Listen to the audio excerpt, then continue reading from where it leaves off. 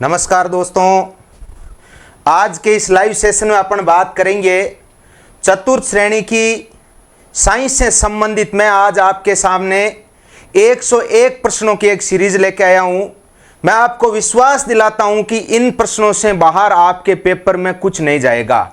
यानी एनसीईआरटी के बेस पर मैंने 101 प्रश्न लेके आया हूं मैं, और सारे प्रश्न इसी टाइप के आएंगे। तो दोस्तों, आवाज सही आ रही है? आप एक बार कमेंट कीजिए, देखें आवाज सही आ रही है या नहीं आ रही है, बताइए देखें। चलिए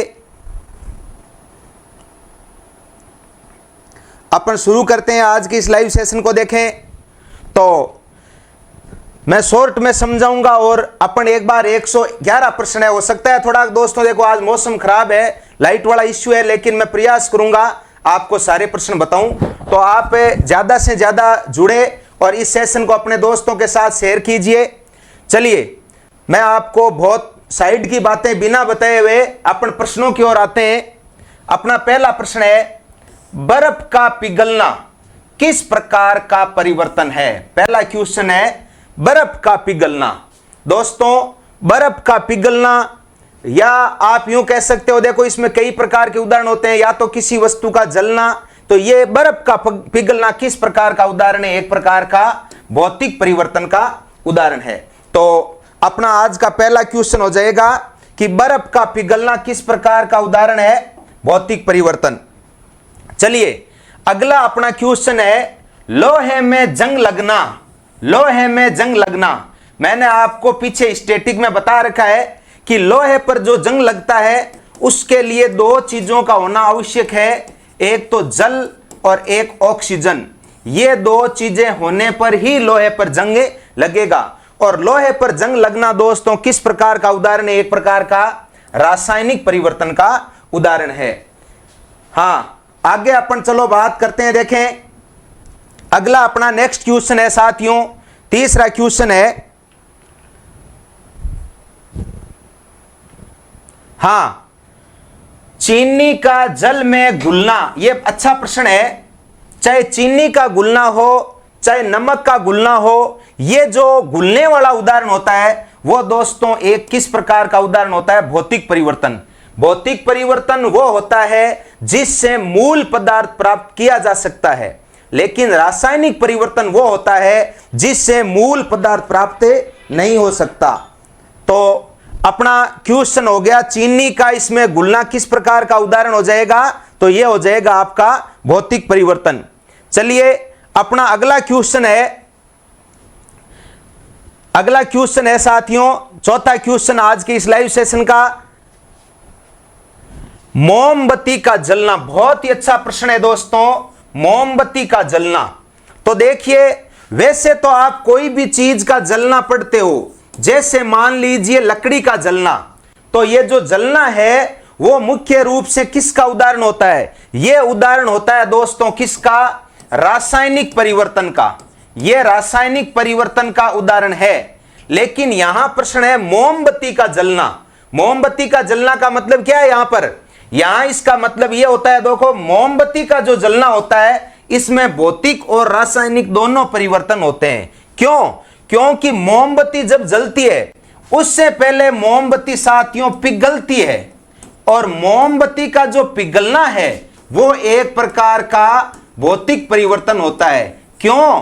क्योंकि मोम के पिघलने से जो पदार्थ बनता है उससे आप पुनः मोमबत्ती बना सकते हैं। तो यह किसका उदाहरण है? भौतिक परिवर्तन का। और आगे इसका दहन होता है, वो किसका उदाहरण होता है साथियों? रासायनिक परिवर्तन का। चलिए अपन नेक्स्ट क्वेश्चन पढ़ते हैं। देखें, अमोनियम क्लोराइड का ऊर्ध्वीकरण, सब्लिमेशन, किसका उदाहरण होता है? तो यहां अमोनियम क्लोराइड का जो यहां प्रश्न आया, ऊर्ध्वीकरण। अरे ऊर्ध्वीकरण किसको कहते हैं? ऊर्ध्वीकरण का मतलब होता है ठोस से क्या बनना? गैस, और गैस से पुनः क्या बनना? ठोस। यानी अमोनियम क्लोराइड होता है, इसका सूत्र होता है साथियों NH4Cl। तो इससे आप गैस बना सकते हो, और इस गैस से पुनः आप क्या बना सकते हो? इस गैस से पुनः आप वापिस ठोस बना सकते हो। तो यह किस प्रकार का उदाहरण है? एक रासायनिक परिवर्तन का उदाहरण है। चलिए अगला पॉइंट अपन पढ़ते हैं। देखें अगला अपना क्वेश्चन है मैग्नीशियम रिबन का दहन। यहां देखो दहन, दहन का मतलब होता है जलना। तो यहां जलने वाला चाहे कोई भी क्वेश्चन होता है, जलने वाला जो क्वेश्चन है, जैसे अभी आपने मोमबत्ती का जलना पढ़ा था, वो तो भौतिक प्लस रासायनिक दोनों है, लेकिन यहां अन्य कोई भी दहन आ जाता है। जैसे यहां मोमबत्ती का दहन आ गया, या जैसे मान लीजिए मैंने यहां एक प्रश्न बोल दिया लकड़ी का दहन, लकड़ी का दहन, तो ये किस प्रकार के उदाहरण होते हैं? रासायनिक परिवर्तन। लेकिन यहां क्वेश्चन आया है इसके दहन से कौन सा उत्पाद बनता है? उत्पाद बनता है। जैसे मान लीजिए आपको ध्यान होगा, ये मान लीजिए मैग्नीशियम है, और साथियों दहन के लिए ये एक प्रश्न बनता है, किसी भी चीज का जब दहन होता है तो दहन के लिए ध्यान रखना ऑक्सीजन अति आवश्यक है। बिना ऑक्सीजन कोई भी वस्तु नहीं जलती। तो जलने के अब Mg ऑक्सीजन के साथ जलेगी, यानी ऑक्सीजन की उपस्थिति में जलेगी, तो उत्पाद बन जाएगा MgO। यह आपका करेक्ट आंसर हो जाएगा। चलिए नेक्स्ट क्वेश्चन अपन पढ़ते हैं। देखें नींबू के रस में दूध का फटना, मतलब आप यूं मान लीजिए आप जैसे दूध से दही बना रहे हो, बहुत अच्छा उदाहरण है। आप यदि दूध से क्या बना रहे हो? दही, तो आपको पता है क्या दही से वापिस दूध बनाया जा सकता है? आपका आंसर होगा शायद नहीं। और जिस पदार्थ से पुनः मूल पदार्थ की प्राप्ति नहीं होती, वो किसका उदाहरण होता है दोस्तों? रासायनिक परिवर्तन का। तो नींबू के रस में दूध का फटना, यह किस प्रकार का उदाहरण हो जाएगा? एक रासायनिक परिवर्तन का उदाहरण हो जाएगा। अगला अपना क्वेश्चन है लोहे पर तांबे का परत चढ़ाना, यानी इलेक्ट्रोप्लेटिंग मुख्यतः क्या? इलेक्ट्रोप्लेटिंग मुख्यतः क्या है? लोहे पर तांबे का परत चढ़ाना। हां, तो यहां देखिए आपने कल एक वीडियो के अंदर टॉपिक पढ़ा था गैल्वेनीकरण। गैल्वेनीकरण में क्या होता है? गैल्वेनीकरण में क्या होता है? लोहे के ऊपर किसकी परत चढ़ाई जाती है? जस्ते की परत चढ़ाई जाती है। और यहां क्वेश्चन आया तो ये जस्ते की परत चढ़ाना हो चाहे तांबे की परत चढ़ाना हो, यह किस प्रकार का उदाहरण होता है? यह आपका भौतिक परिवर्तन का उदाहरण होता है। क्यों? क्योंकि विद्युत धारा प्रवाहित करके उसको पुनः मूल पदार्थ प्राप्त किया जा सकता है, और यह गैल्वेनीकरण होता है। यह भी किसका उदाहरण होता है साथियों? भौतिक परिवर्तन का उदाहरण होता है। अगला क्वेश्चन है आपका क्रिस्टलीकरण। अरे क्रिस्टल का दी बेस्ट उदाहरण होता है नमक है, चीनी है, कांच है, ये सब क्रिस्टल होते हैं। क्रिस्टलीकरण द्वारा किसी ठोस का शुद्धिकरण क्या होता है? यह आपका 9वां क्वेश्चन है। क्रिस्टलीकरण द्वारा किसी ठोस का शुद्धिकरण। अरे क्रिस्टलीकरण की जो प्रक्रिया होती है ना, इस प्रक्रिया में साथियों पुनः मूल पदार्थ की प्राप्ति हो सकती है। इसलिए यह किस प्रकार का उदाहरण हो जाएगा? आपका भौतिक परिवर्तन का उदाहरण हो जाएगा। चलिए अपना नेक्स्ट क्वेश्चन है आज का, चांदी पर काला पड़ना होता है। मैं आपको बता देता हूं, इसको एनसीईआरटी में स्पष्ट लिखा हुआ है, चांदी पर कालिक लगना, चांदी पर कालिक लगना। लेकिन प्रश्न यह आता है चांदी पर कालिक किस पदार्थ की उपस्थिति के कारण लगती है? तो इसका राइट आंसर हो जाएगा आपका H2S। यानी मैं यूं बोल सकता हूं, जब हाइड्रोजन सल्फाइड के संपर्क में चांदी आती है तो उसके ऊपर क्या लग जाता है? कालिक लग जाता है। चलिए अपना अगला क्वेश्चन हो जाएगा साथियों, अगला क्वेश्चन है अपना द्रव्यमान संरक्षण का नियम सत्य है। द्रव्यमान संरक्षण का नियम। अरे द्रव्यमान संरक्षण का नियम क्या होता है? इसका मतलब होता है यह जो संपूर्ण ब्रह्मांड है, इसका जो द्रव्यमान होता है वो क्या रहता है साथियों? संरक्षित रहता है, यानी नियत रहता है। अब आपको पता है द्रव्यमान संरक्षण जो होता है ना, यह सत्य किसके लिए होता है? यह केवल रासायनिक परिवर्तनों में ही सत्य होता है। यानी द्रव्यमान संरक्षण में आपने पढ़ा होगा, आपने एक आइंस्टीन की समीकरण पढ़ी थी, द्रव्यमान को ऊर्जा में और ऊर्जा को द्रव्यमान में रूपांतरित किया जा सकता है। तो यह किस टाइप का उदाहरण हो जाएगा? एक रासायनिक परिवर्तन का उदाहरण हो जाएगा। चलिए अपना 12वां क्वेश्चन है साथियों, लोहे पर जंग लगने की दर कम करने के उपायों में सही नहीं है। देखिए यहां नहीं का आंसर बताना है। लोहे पर जंग लगना, आपको पता है लोहे पर जंग लगना किसका उदाहरण है? रासायनिक परिवर्तन का उदाहरण है। अब कहते हैं इसको कम करना है, तो लोहे पर जंग लगने को कम करने के लिए मैंने आपको एक क्वेश्चन बनाया था। एक तो उस पर देखो पेंट कर देना चाहिए, इसके ऊपर तेल या ग्रीस लगा देना चाहिए, या गैल्वेनाइजेशन। गैल्वेनाइजेशन का मतलब होता है लोहे पर जिंक की परत चढ़ा देनी चाहिए। तो प्रश्न है नहीं है, तो यहां आर्द्रता बढ़ाना इसका उदाहरण नहीं, क्योंकि आर्द्रता बढ़ेगी तब तो जंग ज्यादा लगेगा। तो अपना नेक्स्ट क्वेश्चन है साथियों, सामान्यतः धातुओं का विद्युत चालकत्व कैसा होता है? अब आपने पढ़ा था धातुएं विद्युत रूप से क्या होती है? सुचालक, या चालकत्व का मतलब सुचालक से ही है। तो क्या कैसा होता है? कैसा होने का मतलब आपको पता है, देखो बहुत कम होता है, शून्य होता है, अधिक होता है, अनिश्चित होता है। तो क्या होता है? बहुत ही अधिक होता है। क्यों? क्योंकि सभी धातुएं विद्युत रूप से क्या होती है? चालक होती है। और आपने पढ़ा था अधातुएं विद्युत रूप से क्या होती है? कुचालक। अधातु में आपको एक अपवाद है, एक अपवाद है कार्बन, है ना, कार्बन का एक रूप है ग्रेफाइट, वो विद्युत का क्या होता है? सुचालक होता है। चलिए अपना अगला क्वेश्चन है, निम्न में से कौन ए धातु है जो विद्युत का अच्छा चालक? देखो ये क्वेश्चन आ गया, मतलब ऐसी कौन सी ए धातु है जो विद्युत का सुचालक है या अच्छा चालक है? तो आपको मैंने बताया है एकमात्र ऐसी ए धातु है, कौन सी? ग्रेफाइट। क्यों? ग्रेफाइट में दोस्तों क्या होता है? ग्रेफाइट में मुक्त इलेक्ट्रॉन पाए जाते हैं। और इसी के साथ आपको पता है एक हीरा होता है, फुलरीन होता है, वो विद्युत रूप से क्या होते हैं साथियों? कुचालक होते हैं। चलिए आपके आंसर आ रहे हैं। एमजीजीएस कानुता कुछ पल जिंदगी के, ये कुछ पल जिंदगी के कल नहीं आए भाई साहब आप। हाँ चलिए अगला अपना क्वेश्चन है, उपधातु यानी सब मेटल या मेटेलॉइड का उदाहरण होता है। यह बहुत अच्छा प्रश्न है दोस्तों, उपधातु क्या होती है? देखो मैं आपको यहां एक ट्रिक बता देता हूं। उपधातुएं जितनी भी होती है ना, उपधातुएं जैसे मान लीजिए एक सर है, वो आपको पढ़ा रहे हैं, आप एक ट्रिक याद करना, सर है और वो आपका कल लेंगे मान लीजिए टेस्ट, सर थोड़े टाइट है, टेस्ट लेंगे, लेकिन उनके जरूरी हो गया काम हो गया, तो वो कहां चले गए दोस्तों? बस्सी। कहां चले गए? बस्सी। बस्सी आपको पता है राजस्थान में दो जगह है, कहां?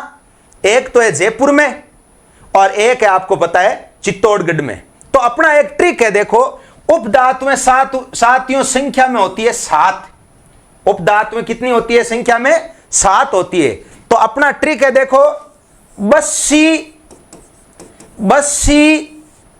गए आज सब टिप्पो, मतलब टेस्ट चल रहा है और सर कहां चले गए? बस्सी। तो बच्चों ने यह कर लिया कि भाई सर तो आज कहां चले गए? बस्सी गए आज सब टिप्पो। तो देखो बे का मतलब हो गया बोरोन, सी का मतलब हो गया एसआई, गए का मतलब हो गया जर्मेनियम, आज का मतलब हो गया आर्सेनिक, सब का मतलब हो गया एसबी, और टी और पो। ये देख लो 7 उपधातुएं हो गई। कौन कौन सी? एक होगी boron, silicon, germanium, arsenic, SB. SB किसका होता है? एंटीमनी का प्रतीक है, टेल्यूरियम और पोलोनियम।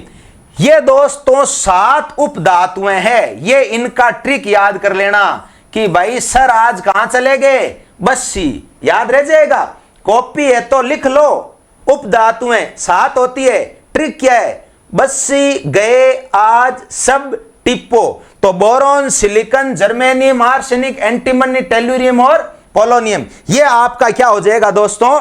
ट्रिक। तो यहां देखिए अब इसी में से आपका प्रश्न आया हुआ है कि उपधातु का उदाहरण है। आपको पता है उपधातु में कितनी होती है? 7। तो देखो सोडियम नहीं है, धातु है, सिलिकॉन, कैल्शियम, क्लोरीन अधातु है। तो यहां राइट आंसर क्या हो जाएगा दोस्तों? सिलिकॉन हो जाएगा। चलिए अपना अगला प्रश्न है, धातुओं के ऑक्साइड होते हैं? यह प्रश्न देखो मैंने आपको कल के वीडियो में बताया था, एक बार फिर समझ लेना। एक तो होते हैं धातु ऑक्साइड, एक तो होते हैं धातु ऑक्साइड, एक होते हैं अधातु ऑक्साइड। अधातु ऑक्साइड तो मैंने ट्रिक बताया था, ए के सामने ए रख देना। अधातु ऑक्साइड कैसे होते हैं साथियों? ये होते हैं आपके अम्लीय। अधातु ऑक्साइड कैसे होते हैं? अम्लीय। और धातु ऑक्साइड कैसे होते हैं? धातु ऑक्साइड होते हैं साथियों क्षारीय। ठीक है, तो यहां प्रश्न धातु ऑक्साइड पूछा है, तो धातु ऑक्साइड कैसे हो जाएंगे? क्षारीय। लेकिन देखो आपके लिए मोस्ट प्रश्न क्या बनता है? अरे दो ऑक्साइड ऐसे होते हैं एल्यूमिनियम के ऑक्साइड, एक तो एल्यूमिनियम के और एक आप कह सकते हो जिंक के या कॉपर के। ये जो ऑक्साइड होते हैं ना, इनकी प्रकृति उभयधर्मी होती है। उभयधर्मी, उभयधर्मी का मतलब क्या हो गया? अरे है तो ये एक्चुअली धातु ऑक्साइड, लेकिन उभयधर्मी का मतलब है ये अम्लीय भी होते हैं और क्या होते हैं? क्षारीय भी होते हैं। तो ये प्रश्न भी बहुत मोस्ट है। मुख्य रूप से ये एल्यूमिनियम ऑक्साइड वाला प्रश्न आता है। ये नहीं होता है तो जिंक ऑक्साइड या कॉपर ऑक्साइड भी आप ले सकते हो।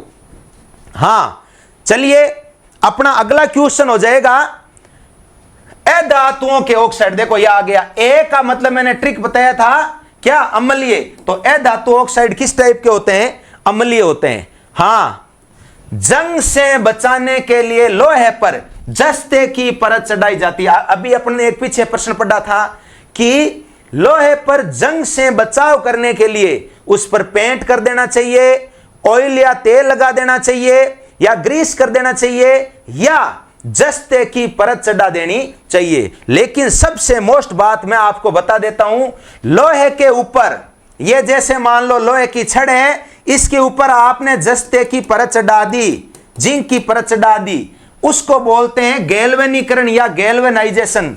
लेकिन मोस्ट प्रश्न ये है कि ये एक प्रकार का साथियों भौतिक परिवर्तन है। क्यों? ये आपके सिलेबस की चीज है, इसलिए मैं यहां मेंशन कर रहा हूं। ये क्या है? एक प्रकार का भौतिक परिवर्तन। चलिए अगला प्रश्न आ गया पित्तल। पित्तल क्या है? पित्तल एक मिश्र धातु है। दोस्तों दो मिश्र धातुएं बहुत इंपॉर्टेंट होती है। कौन कौन सी? एक तो पित्तल। पित्तल तो किससे बनती है? पित्तल तो बनती है Cu+ Zn से। और एक होती है दोस्तों कांसा। कांसा बनती है Cu+ Sn से। Sn का मतलब है टिन। तो यहां पित्तल आया है तो राइट आंसर हो जाएगा आपका तांबा और जस्ता। और देखो तांबा और टिन, इससे क्या बन जाता है? आपके कांसा बन जाता है।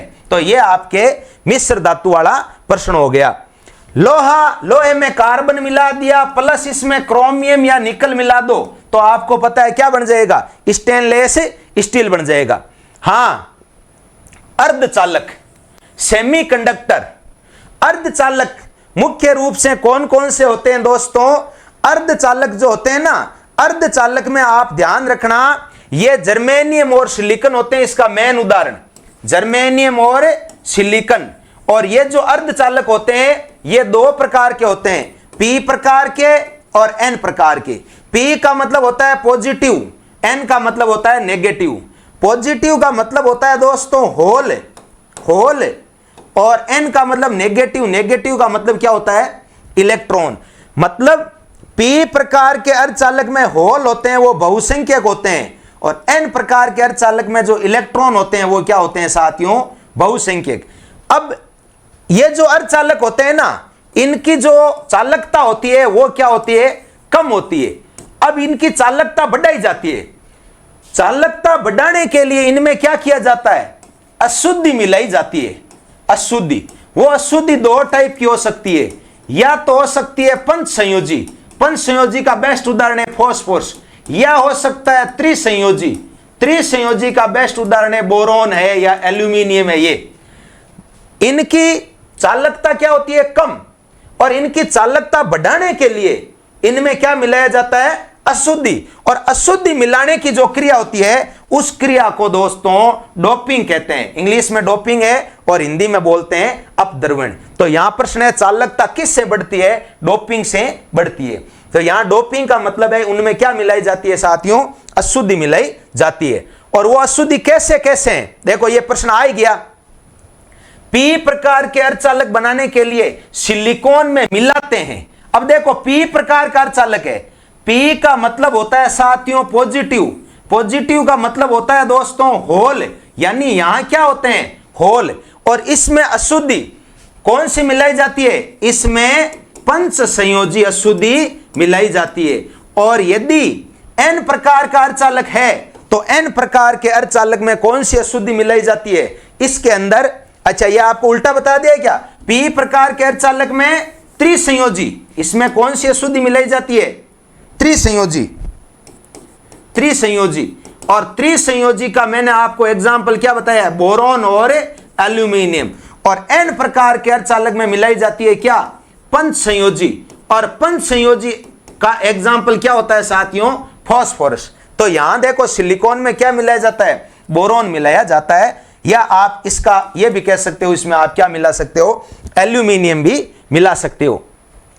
अगला प्रश्न है एन प्रकार के अर्धचालक में, अरे मैंने अर्धचालक वाले एक दो प्रश्न क्यों उठाए, क्योंकि आपके धातु और अधातु सिलेबस में है, तो आपको क्या पढ़ लेना चाहिए, आपको इसमें उपधातु भी और अर्धचालक भी दोनों पढ़ लेने चाहिए। एन प्रकार के अर्धचालक में प्रमुख वाहक होते हैं एन, एन का मतलब होता है नेगेटिव, और नेगेटिव का मतलब होता है साथियों इलेक्ट्रॉन, तो यहां कौन होते हैं, इसमें इलेक्ट्रॉन होते हैं। चलिए अगला प्रश्न है, अगला प्रश्न है अपना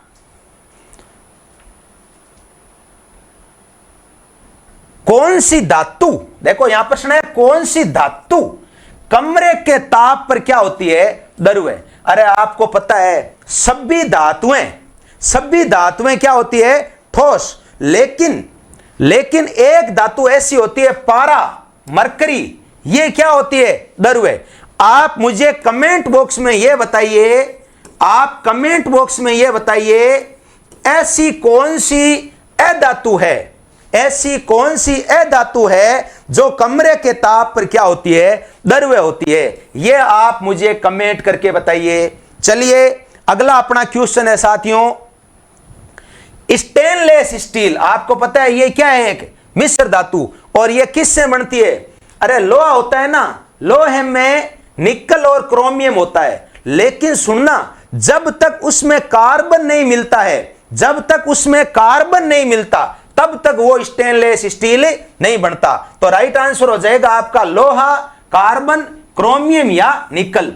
कई बार क्या होता है ये दिया हुआ नहीं आता है, हालांकि ये ऑप्शन होता है तो राइट कर दो, लेकिन जरूरी यह है कि उसमें कार्बन भी मिलना बहुत ही जरूरी होता है। हां चलिए अपन अगला प्रश्न पढ़ रहे हैं, 25वां प्रश्न है अपना, हां कुछ पल जिंदगी के, right answer A, Monika B. तो यहां देखो अब आप बताओ, देखें कौन सा ए धातु, यहां देखो प्रश्न ए धातु का आ गया है, ध्वनि का उत्तम चालक है। देखो मैं आज आपको समझा कम रहा हूं, और मैं इस सीरीज का नाम देऊंगा सुपर फास्ट प्रश्न सीरीज। इसमें टोटल 111 प्रश्न है। हो सकता है देखो आज की वीडियो में कुछ बच्चे थोड़ा लेट हो गया क्योंकि मौसम खराब था, आज लाइट नहीं थी, लेकिन कल शाम को मैं 111 प्रश्न आपको पूरे कंप्लीट करवा दूंगा। हो सकता है आज तो अपने पूरे नहीं होंगे।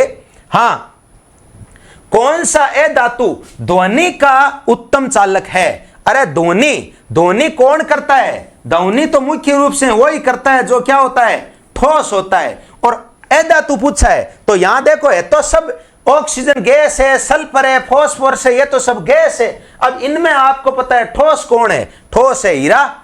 अरे हीरा एक्चुअली सीधा तो ए धातु नहीं है, लेकिन हीरा किसका रूप है, कार्बन का रूप है। और आपने कल पढ़ा था हीरे की संरचना कैसी होती है, हीरे की संरचना होती है चतुष्फलकीय क्रिस्टलीय, और ये क्या होता है, ठोस। इसलिए प्रश्न आता है ध्वनि का उत्तम चालक यहां कौन है, हीरा हो जाएगा। चलिए अपना अगला क्वेश्चन है अमलगम।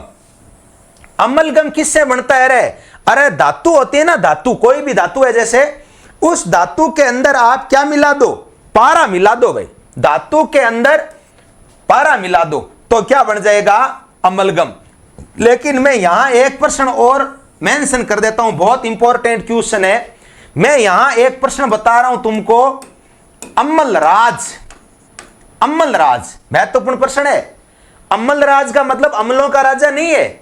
आप मुझे कमेंट बॉक्स में यह बताइए, आप मुझे कमेंट बॉक्स में यह बताइए किस अम्ल को अम्लों का राजा कहा जाता है, किस अम्ल को अम्लों का राजा कहा जाता है। ठीक है, यह अम्लों का राजा अलग चीज है, यह अम्ल राज अलग चीज है। अम्ल राज में दोस्तों दो पर्सन मिलते, दो अम्ल मिलते हैं। कौन कौन से? एक तो मिलता है HCl और एक मिलता है HNO3। वेरी वेरी इंपॉर्टेंट प्रश्न है। और इसी अम्ल राज का उपयोग किस में होता है? मुख्य रूप से इसका उपयोग सोने को गलाने में किया जाता है, सोने को गलाने में इसका उपयोग किया जाता है। आप कभी गौर करना, आप किसी सुनार की दुकान पर जाए तो वहां आपको यह अम्ल राज मिल जाएगा। वो सोने को या चांदी को गलाने के लिए किसका उपयोग करता है? अम्ल राज का, जिसको आप एक्वारेजिया भी कह सकते हो। और ध्यान रखना इसका अनुपात होता है 1:3। ये 1:3, ये अनुपात भी पूछा जाता है। HCl 1 और HNO3 किस अनुपात में होता है? 3 में। ये आपको सुनार की दुकान पर मिल जाएगा अम्ल राज। लेकिन आप कमेंट बॉक्स में ये बताइए किस अम्ल को अम्लों का राजा कहते हैं। देखे कौन बताता है? हाँ, कुछ पल जिंदगी के राइट आंसर आ रहा है आपका sulphuric acid H2SO4। Sulphuric acid का सूत्र क्या होता है? H2SO4। चलिए अपन नेक्स्ट क्वेश्चन की ओर बढ़ते हैं। देखें अपना नेक्स्ट क्वेश्चन है साथियों, मानव हृदय में कुल कक्ष कितने होते हैं? आपको पता है मानव का जो हृदय होता है उसके अंदर क्या होते हैं? दो तो होते हैं आलिंद, दो तो होते हैं आलिंद और दो होते हैं साथियों नीले। तो टोटल कितने कक्ष हो गए? टोटल कक्ष हो जाते हैं 4। तो आपका राइट आंसर क्या हो जाएगा? 4। और आप कमेंट बॉक्स में यह बताइए मानव के हृदय का मुख्य कार्य क्या होता है? मैं प्रश्न पूछ रहा हूं, गौर कीजिए। हृदय का मुख्य कार्य क्या होता है? यह आप मुझे कमेंट में बताइए कि हृदय का मुख्य कार्य क्या होता है। देखिए आप क्या बताते हो, मैं आपको कहता हूं लगभग आप गलत बताओगे। क्यों? आपके दिमाग में अलग चीज है और हृदय का असली कार्य जो होता है वो अलग होता है। हां चलिए अगला क्वेश्चन है अपना, नेक्स्ट क्वेश्चन है साथियों, छोटी आंत आपको पता है किससे रिलेटेड है? रे पाचन तंत्र से। और पाचन तंत्र में मैं आपको 3 क्वेश्चन हमेशा बताता हूं। पाचन तंत्र से संबंधित मुख्य अंग कौन सा है? आहार नाल। ओके, भोजन की गति कौन सी होती है? क्रमाकुंचन गति। और पाचन तंत्र का जो आमाशय होता है, आमाशय की दीवार में एक अम्ल पाया जाता है, कौन सा? HCl। वो HCl क्या करता है? यदि भोजन में कुछ जीवाणु आ जाते हैं तो उन जीवाणुओं को यह क्या करता है साथियों? नष्ट कर देता है। तो छोटी आंत का प्रमुख काम क्या होता है? हां, छोटी आंत आपको पता है आहार नाल का सबसे लंबा जो भाग होता है वो क्या होता है? छोटी आंत। इसकी लंबाई लगभग क्या होती है? 6 मीटर होती है। इसकी लंबाई लगभग 6 मीटर होती है। तो इसका मुख्य काम होता है पोषक तत्वों का क्या करना? अवशोषण। क्यों? क्योंकि दोस्तों छोटी आंत के अंदर क्या होते हैं? माइक्रोविलाई पाई जाती है। माइक्रोविलाई जिसको आप इंग्लिश में क्या बोल सकते हो? सूक्ष्मांकुर कहते हैं। ये सूक्ष्मांकुर पाए जाते हैं, ये पचे हुए भोजन का क्या करते हैं? अवशोषण करते हैं।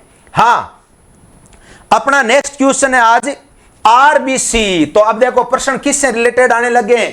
परिसंचरण तंत्र से आने लगे हैं। हां, ये राइट आंसर आया। मैंने अभी एक क्वेश्चन पूछा था, हृदय का मुख्य कार्य क्या होता है? बहुत अच्छा प्रश्न है। इसका मुख्य कार्य होता है अपने शरीर में रक्त को पंप करना। हम गलती से क्या कर देते हैं? रुधिर को शुद्ध या अशुद्ध करना। यह इसका काम नहीं है।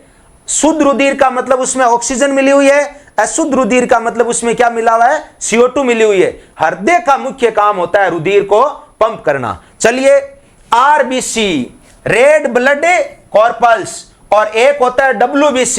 देखो RBC का मुख्य काम क्या होता है? इसका मुख्य काम होता है अपने शरीर में ऑक्सीजन का क्या करना? वहन करना। और एक होता है WBC का मुख्य काम होता है अपने शरीर में कोई जीवाणु है, उन जीवाणुओं को क्या करना, नष्ट करना। यानी मैं कह सकता हूं अपने शरीर में ये एक प्रकार से किसका काम करता है, प्रतिरक्षा का काम करता है। तो प्रश्न आया है आरबीसी का जीवन काल कितना होता है। आरबीसी का जीवन काल होता है दोस्तों लगभग 120 दिन, ठीक है। और आरबीसी का काम क्या होता है, ऑक्सीजन का वहन करना। कैसे करता है, आपको पता है अपने ब्लड में पाई जाती है हीमोग्लोबिन, हीमोग्लोबिन पाया जाता है, यह वर्णक होता है और यह ऑक्सीजन को क्या करता है, ग्रहण करता है और अपने साथ ले जाता है। चलिए अपना अगला क्वेश्चन है उदासीनीकरण अभिक्रिया। उदासीनीकरण अभिक्रिया का सामान्य उदाहरण क्या होता है। उदासीनीकरण अभिक्रिया, दो क्वेश्चन आप याद रखना। एक तो उदासीनीकरण अभिक्रिया, उदासीनीकरण अभिक्रिया क्या होती है, जब कोई अम्ल होता है और वो अम्ल किससे क्रिया करता है, किसी सार से, तो क्या बनता है, तो बनता है दोस्तों लवण प्लस जल। यहां ये जो लवण बनता है ना, ये लवण क्या होता है, उदासीन, ठीक है। और ये उदासीन हो, इसके लिए जरूरी है कि आपका अम्ल प्रबल कैटेगरी का होना चाहिए, आपका सार भी कैसा होना चाहिए, प्रबल होना चाहिए।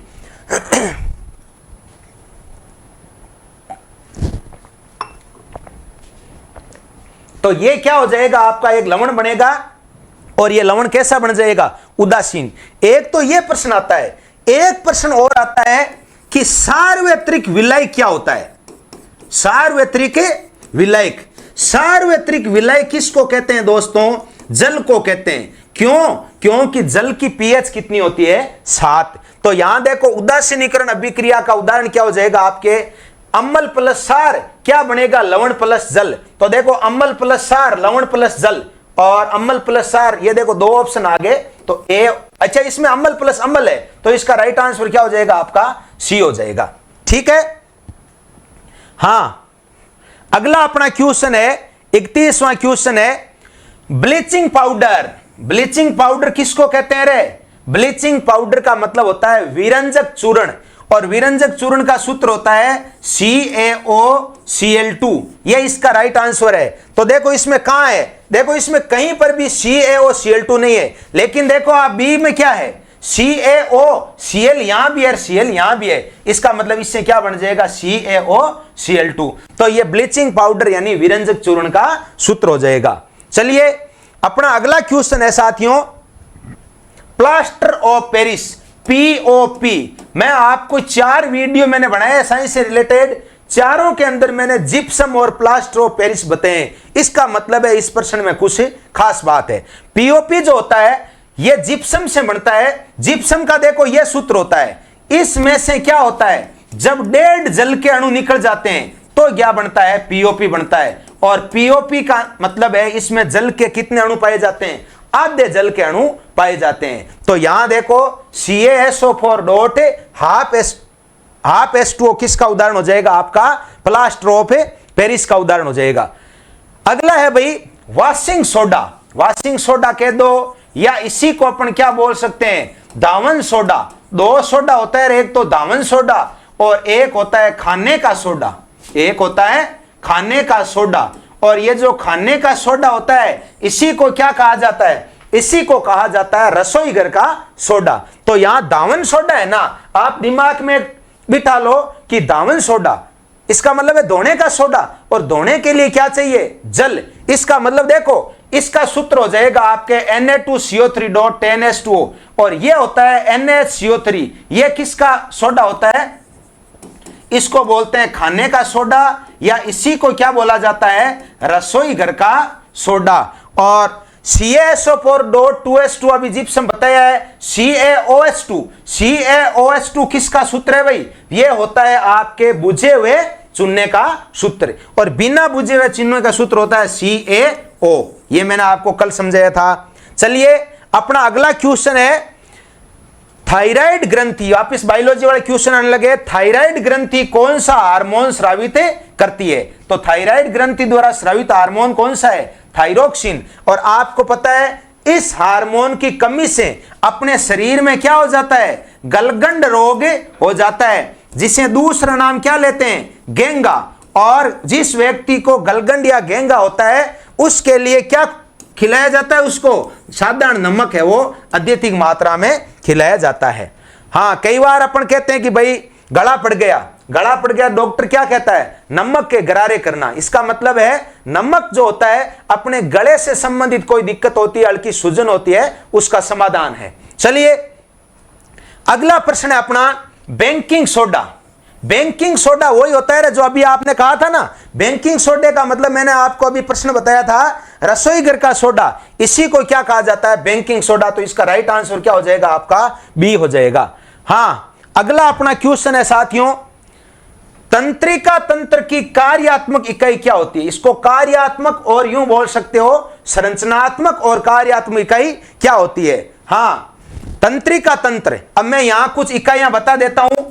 ये इकाई आपके आता नहीं है, आहार नाल नहीं, आपका पाचन तंत्र है ना, उससे रिलेटेड है आहार नाल, और आपके श्वसन तंत्र से रिलेटेड है फेफड़े या फुफ्फुस, जिसमें आगे कुपिकाएं पाई जाती है।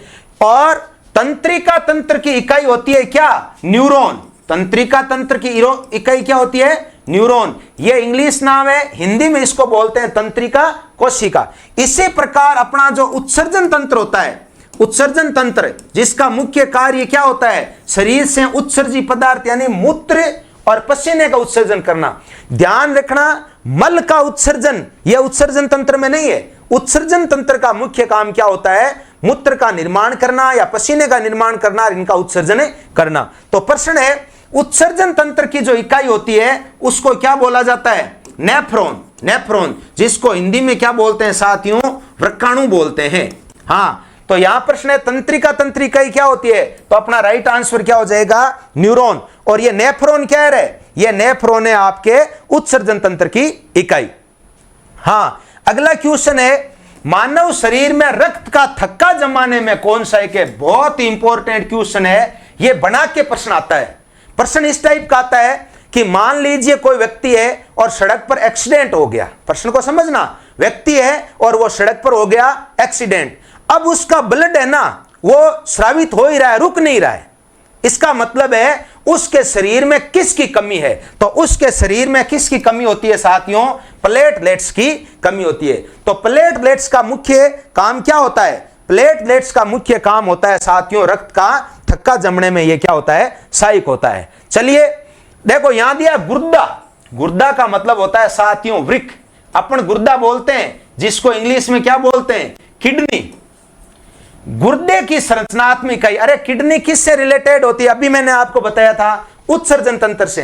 और उत्सर्जन तंत्र की संरचनात्मक और क्रियात्मक इकाई क्या होती है साथियों, नेफ्रॉन होती है। और न्यूरॉन किसकी बताई अभी मैंने आपको, तंत्रिका तंत्र की जो संरचनात्मक और क्रियात्मक इकाई होती है उसको क्या बोलते हैं, न्यूरॉन। चलिए देखो यह प्रश्न आपको सबको आता है, लेकिन यह शब्द आपने नहीं सुना होगा, इसीलिए मैं यह शब्द लेके आया हूं। प्रश्न है रिफ्लेक्स क्रिया। अरे रिफ्लेक्स क्रिया किसको कहते हैं, रिफ्लेक्स क्रिया का मतलब होता है प्रतिवर्ती क्रिया। इसका मतलब होता है प्रतिवर्ती क्रिया। तो अब आपको पता है प्रतिवर्ती क्रिया का नियंत्रण कौन करता है, मेरुरज्जु। प्रतिवर्ती क्रिया का नियंत्रण कौन करता है, मेरुरज्जु। और मेरुरज्जु को इंग्लिश में कहते हैं स्पाइनल कॉर्ड। इसलिए प्रश्न है रिफ्लेक्शन क्रिया का नियंत्रण केंद्र होता है स्पाइनल कॉर्ड यानी मेरुरज्जु। हाँ, अगला अपना प्रश्न है मानव के दांतों पर सबसे बाहरी कठोर परत होती है। मैं ये दो प्रश्न हमेशा बताता हूं कि प्रकृति का सबसे कठोर पदार्थ तो कौन सा है, प्रकृति का सबसे कठोर पदार्थ है साथियों हीरा, ठीक है। और अपने शरीर का सबसे कठोर पदार्थ क्या होता है, इनेमल।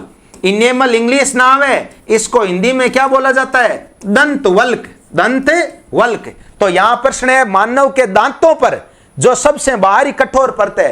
अरे दांत पर जो कवर होता है ना, जो सबसे कठोर होता है वो क्या होता है आपका, इनेमल होता है। और आपको पता है दांत कितने होते हैं, 4, आई सी पी एम और एम। यह आपको कल मैंने एक वीडियो के अंदर बताया था। चलिए अगला अपना प्रश्न है रक्तचाप का सामान्य मान कितना होता है, रक्तचाप बीपी। आप मुझे कमेंट बॉक्स में एक क्वेश्चन बताइए, रक्तचाप किस यंत्र से मापा जाता है, रक्तचाप किस यंत्र से मापा जाता है। और बीपी का जो नॉर्मल मान होता है ना, ये बहुत गलती कर देते हैं दोस्तों। 120 80 होता है, 120 पहले आता है और 80 बाद में होता है। ठीक है, एक क्वेश्चन ये बन गया और ये इसका मापने का प्रतीक है। कई बार परीक्षाओं में आया गया है कि रक्तचाप नापने के लिए कौन सी धातु का उपयोग किया जाता है, तो आपका राइट आंसर क्या हो जाएगा, पारा, जिसका संकेत क्या होता है, Hg। हां, आप चलिए, तो रक्तचाप का मान कितना होता है, 120 80 mmHg, यानी अपना ब्लड प्रेशर 80 से कम नहीं होना चाहिए और 120 से ज्यादा नहीं होना चाहिए। यदि ये दोनों स्थितियां है तो शायद खतरे का संकेत है।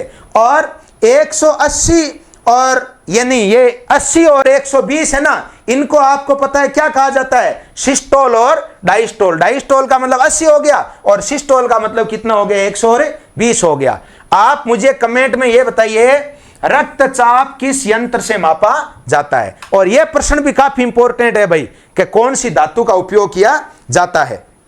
हां, चलिए अपना अगला क्वेश्चन है, पाचन का आरंभ कहां से होता है। पाचन मैंने आपको बता दिया, फिर सुन लेना। पाचन तंत्र, आहार नाल, कर्माकुंचन गति, HCl। ठीक है, सबसे लंबा भाग छोटी आंत। कहता है इसका आरंभ कहां से होता है, तो कहां से होता है, मुख से। आपको पता है मुख के अंदर क्या होता है, मुख के अंदर होती है दांत होते हैं, और जहां जबड़ों में क्या पाई जाती है, लार ग्रंथियां। और लार ग्रंथियों में आपको पता है कौन सा एंजाइम पाया जाता है, एमाइलेज, या जिसी को आप क्या बोल सकते हो, टाइलिन। ये काम क्या करता है, ये साथियों स्टार्च का पाचन करता है। और इसके अलावा एक एंजाइम और होता है, वो आप कमेंट में बताइए, जो जीवाणुओं को नष्ट करता है, वो कौन सा होता है। तो यहां भोजन का पाचन कहां से शुरू हो जाता है, मुख से आरंभ हो जाता है। और अंतिम भाग क्या होता है पाचन तंत्र का, गुद्दा, या बोल सकते हो आप गुद्दा द्वार, जिसके द्वारा उसमें ऐसी कोशिकाएं होती है जो जब सिकुड़ती है तो या उसमें खिंचाव होता है तो मल का त्याग किया जाता है। हां, अगला क्वेश्चन है, इंसुलिन किस ग्रंथि से स्रावित होता है। इंसुलिन, आपको पता है इंसुलिन और ग्लूकागोन ये दो हार्मोन होते हैं जो किस ग्रंथि द्वारा स्रावित होते हैं, अग्नाशय ग्रंथि से। ये पिट्यूटरी ग्लैंड हो गया, ये थायराइड हो गया, अभी अपन ने पढ़ा था, ये अधिवृक्क हो गई जो वृक्क के ऊपर पाई जाती है। हां, तो यहां इंसुलिन, आपको पता है इंसुलिन की कमी से क्या होता है अपने शरीर में, मधुमेह रोग हो जाता है, डायबिटीज हो जाता है। डायबिटीज जिस व्यक्ति के होता है उसको सुबह और शाम दोनों टाइम इंसुलिन के इंजेक्शन लगाने पड़ते हैं। हां, चलिए अगला क्वेश्चन है, मानव आंख का लेंस, मैंने बहुत बार बता दिया भाई किस प्रकार का होता है, उत्तल लेंस। और उत्तल लेंस का दूसरा नाम क्या होता है, अभिसारी लेंस। और 2-3 बार यह प्रश्न RS में आ गया। उत्तल लेंस को आप यूं समझ लीजिए कि इसी का एक दूसरा नाम होता है उभयोतल, क्योंकि इसके दोनों तल क्या होते हैं, उत्तल होते हैं। तो यह प्रश्न आता है कई बार कि मानव नेत्र का लेंस किस प्रकार का है, तो उभयोतल। तो इन तीनों नामों में से कौन सा है, देख दो, अवतल नहीं है, उत्तल, यह आपका क्या हो जाएगा, राइट आंसर हो जाएगा। हां, अगला प्रश्न है, यह प्रश्न शायद रिपीट हो गया, थायराइड ग्रंथि कौन सा हार्मोन स्रावित करता है, आपका आंसर हो जाएगा थायरोक्सिन हार्मोन। चलिए अगला प्रश्न है, हीमोग्लोबिन संकेत होता है Hb, और हीमोग्लोबिन में तत्व कौन सा आता है, Fe। इसका मुख्य काम क्या होता है, हमारे ऑक्सीजन का क्या करता है, ये वहन करता है, ऑक्सीजन को शरीर में क्या करता है, वहन करता है। तो हीमोग्लोबिन का मुख्य कार्य क्या होता है, देखो ऑक्सीजन का वहन करना। और प्रतिरक्षा का, देखो रक्त का जमाव, या इसी को बोलते हैं रक्त का थक्का जमना, इसका तो काम कौन करता है, प्लेटलेट्स। और प्रतिरक्षा का काम कौन करता है अपने शरीर में, WBC करती है। चलिए अगला अपना क्वेश्चन है, मानव शरीर का तापमान कितना होता है। आपको पता है, मैंने कल ही बताया था, तापमान के लिए याद रखना CFK। देखो ये बार बार प्रश्न इसलिए बता रहा हूं, आपको सबको ध्यान रहता है शरीर का तापमान 36.9 डिग्री होता है, लगभग 37 बोल दो, लेकिन हम डिग्री सेल्सियस में रटते हैं। आंसर फ़ारेनहाइट में भी आ जाता है, केल्विन में भी आ जाता है। CFL कितना 37 डिग्री सेल्सियस और 98.6 डिग्री फ़ारेनहाइट और 310 केल्विन। अब इनमें से कोई सा है, तो यह आपका आंसर क्या हो जाएगा, 37 डिग्री सेल्सियस। चलिए अपना अगला क्वेश्चन है साथियों, दांतों की सड़न से बचाव के लिए उचित पीएच क्या होनी चाहिए। मैं आपको बता देता हूं, अपना जो मुंह होता है, मुंह की पीएच होती है दोस्तों 6.5 से लगाकर 7.5 तक होती है, लगभग बता रहा हूं मैं। लेकिन अपना मुंह जब तक 5.5 तक की पीएच है तब तो मुंह से बदबू नहीं आती, ठीक है। और यदि इससे पीएच कम हो जाती है तो मुंह से बदबू आनी शुरू हो जाती है और यहां सड़न होनी शुरू हो जाती है। दांतों के सड़न से बचाव के लिए तो पीएच कितनी होनी चाहिए, पीएच होनी चाहिए 5.5 से ज्यादा होनी चाहिए। अरे कम होगी ना तब तो आपको पता है क्या हो जाएगा, मुंह में सड़न आने लग जाएगी। तो यह आपका राइट आंसर हो जाएगा कितना, 5.5 से अधिक होनी चाहिए। हां, अगला अपना क्वेश्चन है साथियों, परावर्तन का सही नियम क्या होता है। परावर्तन, आपको पता है परावर्तन के दो नियम है। एक नियम तो होता है आपतित किरण, अभिलंब और परावर्तित किरण तीनों एक ही तल में होती है। दूसरा नियम होता है आपतन कोण और परावर्तन कोण दोनों क्या होते हैं, बराबर होते हैं। तो यहां देखो, आपतन कोण और अपवर्तन कोण बराबर नहीं होते हैं, आपतन कोण और परावर्तन कोण दोनों आपस में क्या होते हैं, बराबर होते हैं। यह आपके परावर्तन का नियम है। अगला क्वेश्चन है देखो, समतल दर्पण से बनने वाले प्रतिबिंब की क्या विशेषता होती है। बहुत ही अच्छा प्रश्न है। देखो, समतल दर्पण से जो प्रतिबिंब बनता है ना, वो याद रखना आभासी होता है, ओके। और आभासी प्रतिबिंब आपको पता है हमेशा ही कैसे होता है, आभासी हमेशा ही होता है सीधा। तो यह प्रश्न तो चलो राइट हो गया, लेकिन प्रश्न यह आता है समतल दर्पण से जो प्रतिबिंब बनता है वो साथियों पार्श्व परिवर्तित होता है। यह खास बात है, पार्श्व परिवर्तित होता है। पार्श्व परिवर्तित का मतलब होता है वस्तु का बायां भाग प्रतिबिंब का दायां भाग होता है और दायां भाग प्रतिबिंब का बायां भाग होता है। इसे क्या कहते हैं, पार्श्व परिवर्तन कहते हैं। चलिए अगला प्रश्न है भाई, लाल लिटमस नीला होता है, ठीक है। देखो, मैंने तो एक दिमाग में ट्रिक अपना रखा है कि अम्ल होता है ना, अम्ल, अम्ल के लास्ट में आता है ले। ले का मतलब होता है लाल, ले का मतलब है लाल। अर्थात अम्ल क्या करता है, अम्ल नीले लिटमस को क्या कर देता है, लाल कर देता है। ले लास्ट में आ गया, ले का मतलब मैंने समझ लिया लाल, यानी लास्ट में लाल आना चाहिए। तो अम्ल क्या करता है, नीले लिटमस पत्र को क्या करता है, लाल। तो सार क्या करेगा, सार क्या करेगा, सार इसका उल्टा करेगा, लाल लिटमस पत्र को क्या कर देगा, नीला। अब अपना क्वेश्चन क्या है, लाल लिटमस को नीला कौन करता है, इसका मतलब कौन करता है साथियों, सार करता है। हां, तो अपना अगला क्वेश्चन है देखो, अपवर्तन का नियम। अपवर्तन के भी आपको पता है दो नियम है। पहला नियम क्या है, आपतित किरण, अभिलंब और अपवर्तित किरण तीनों एक ही तल में होते हैं। और दूसरा नियम होता है अपवर्तन का, साइन आई बटा साइन आर बराबर होता है एक नियतांक। इस नियतांक को क्या कहते हैं, अपवर्तनांक। और यह नियम किसने दिया था, स्नेल ने दिया था, इसलिए इस नियम को स्नेल का नियम भी कहते हैं। तो यहां अपवर्तन का नियम यानी स्नेल का नियम कौन सा है, साइन आई बटा साइन आर बराबर क्या हो जाएगा आपका, स्थिरांक या नियतांक, कुछ भी कह दो। हां, अगला क्वेश्चन है, गने माध्यम से विरल माध्यम में, गने का मतलब है यहां पर है सघन। अरे आपको पता है अपवर्तन में क्या होता है, अपवर्तन में किरण एक माध्यम से दूसरे माध्यम में प्रवेश करती है।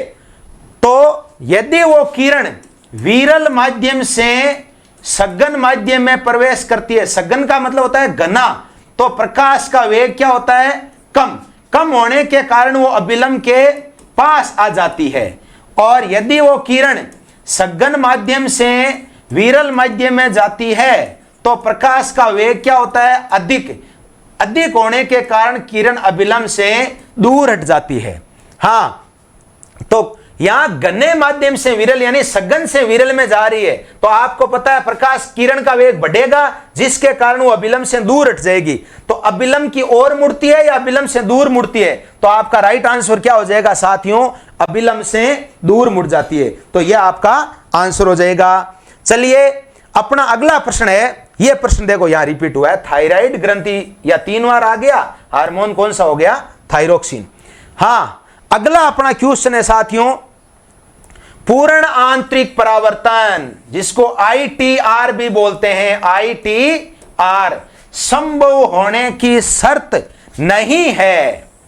आपको बता देता हूं दोस्तों, पूर्ण आंतरिक परावर्तन की शर्त क्या होती है? शर्त होती है, एक तो किरण है ना, किरण विरल माध्यम से नहीं, किरण कहां जानी चाहिए? सघन माध्यम से कहां जानी चाहिए? विरल में ही जानी चाहिए।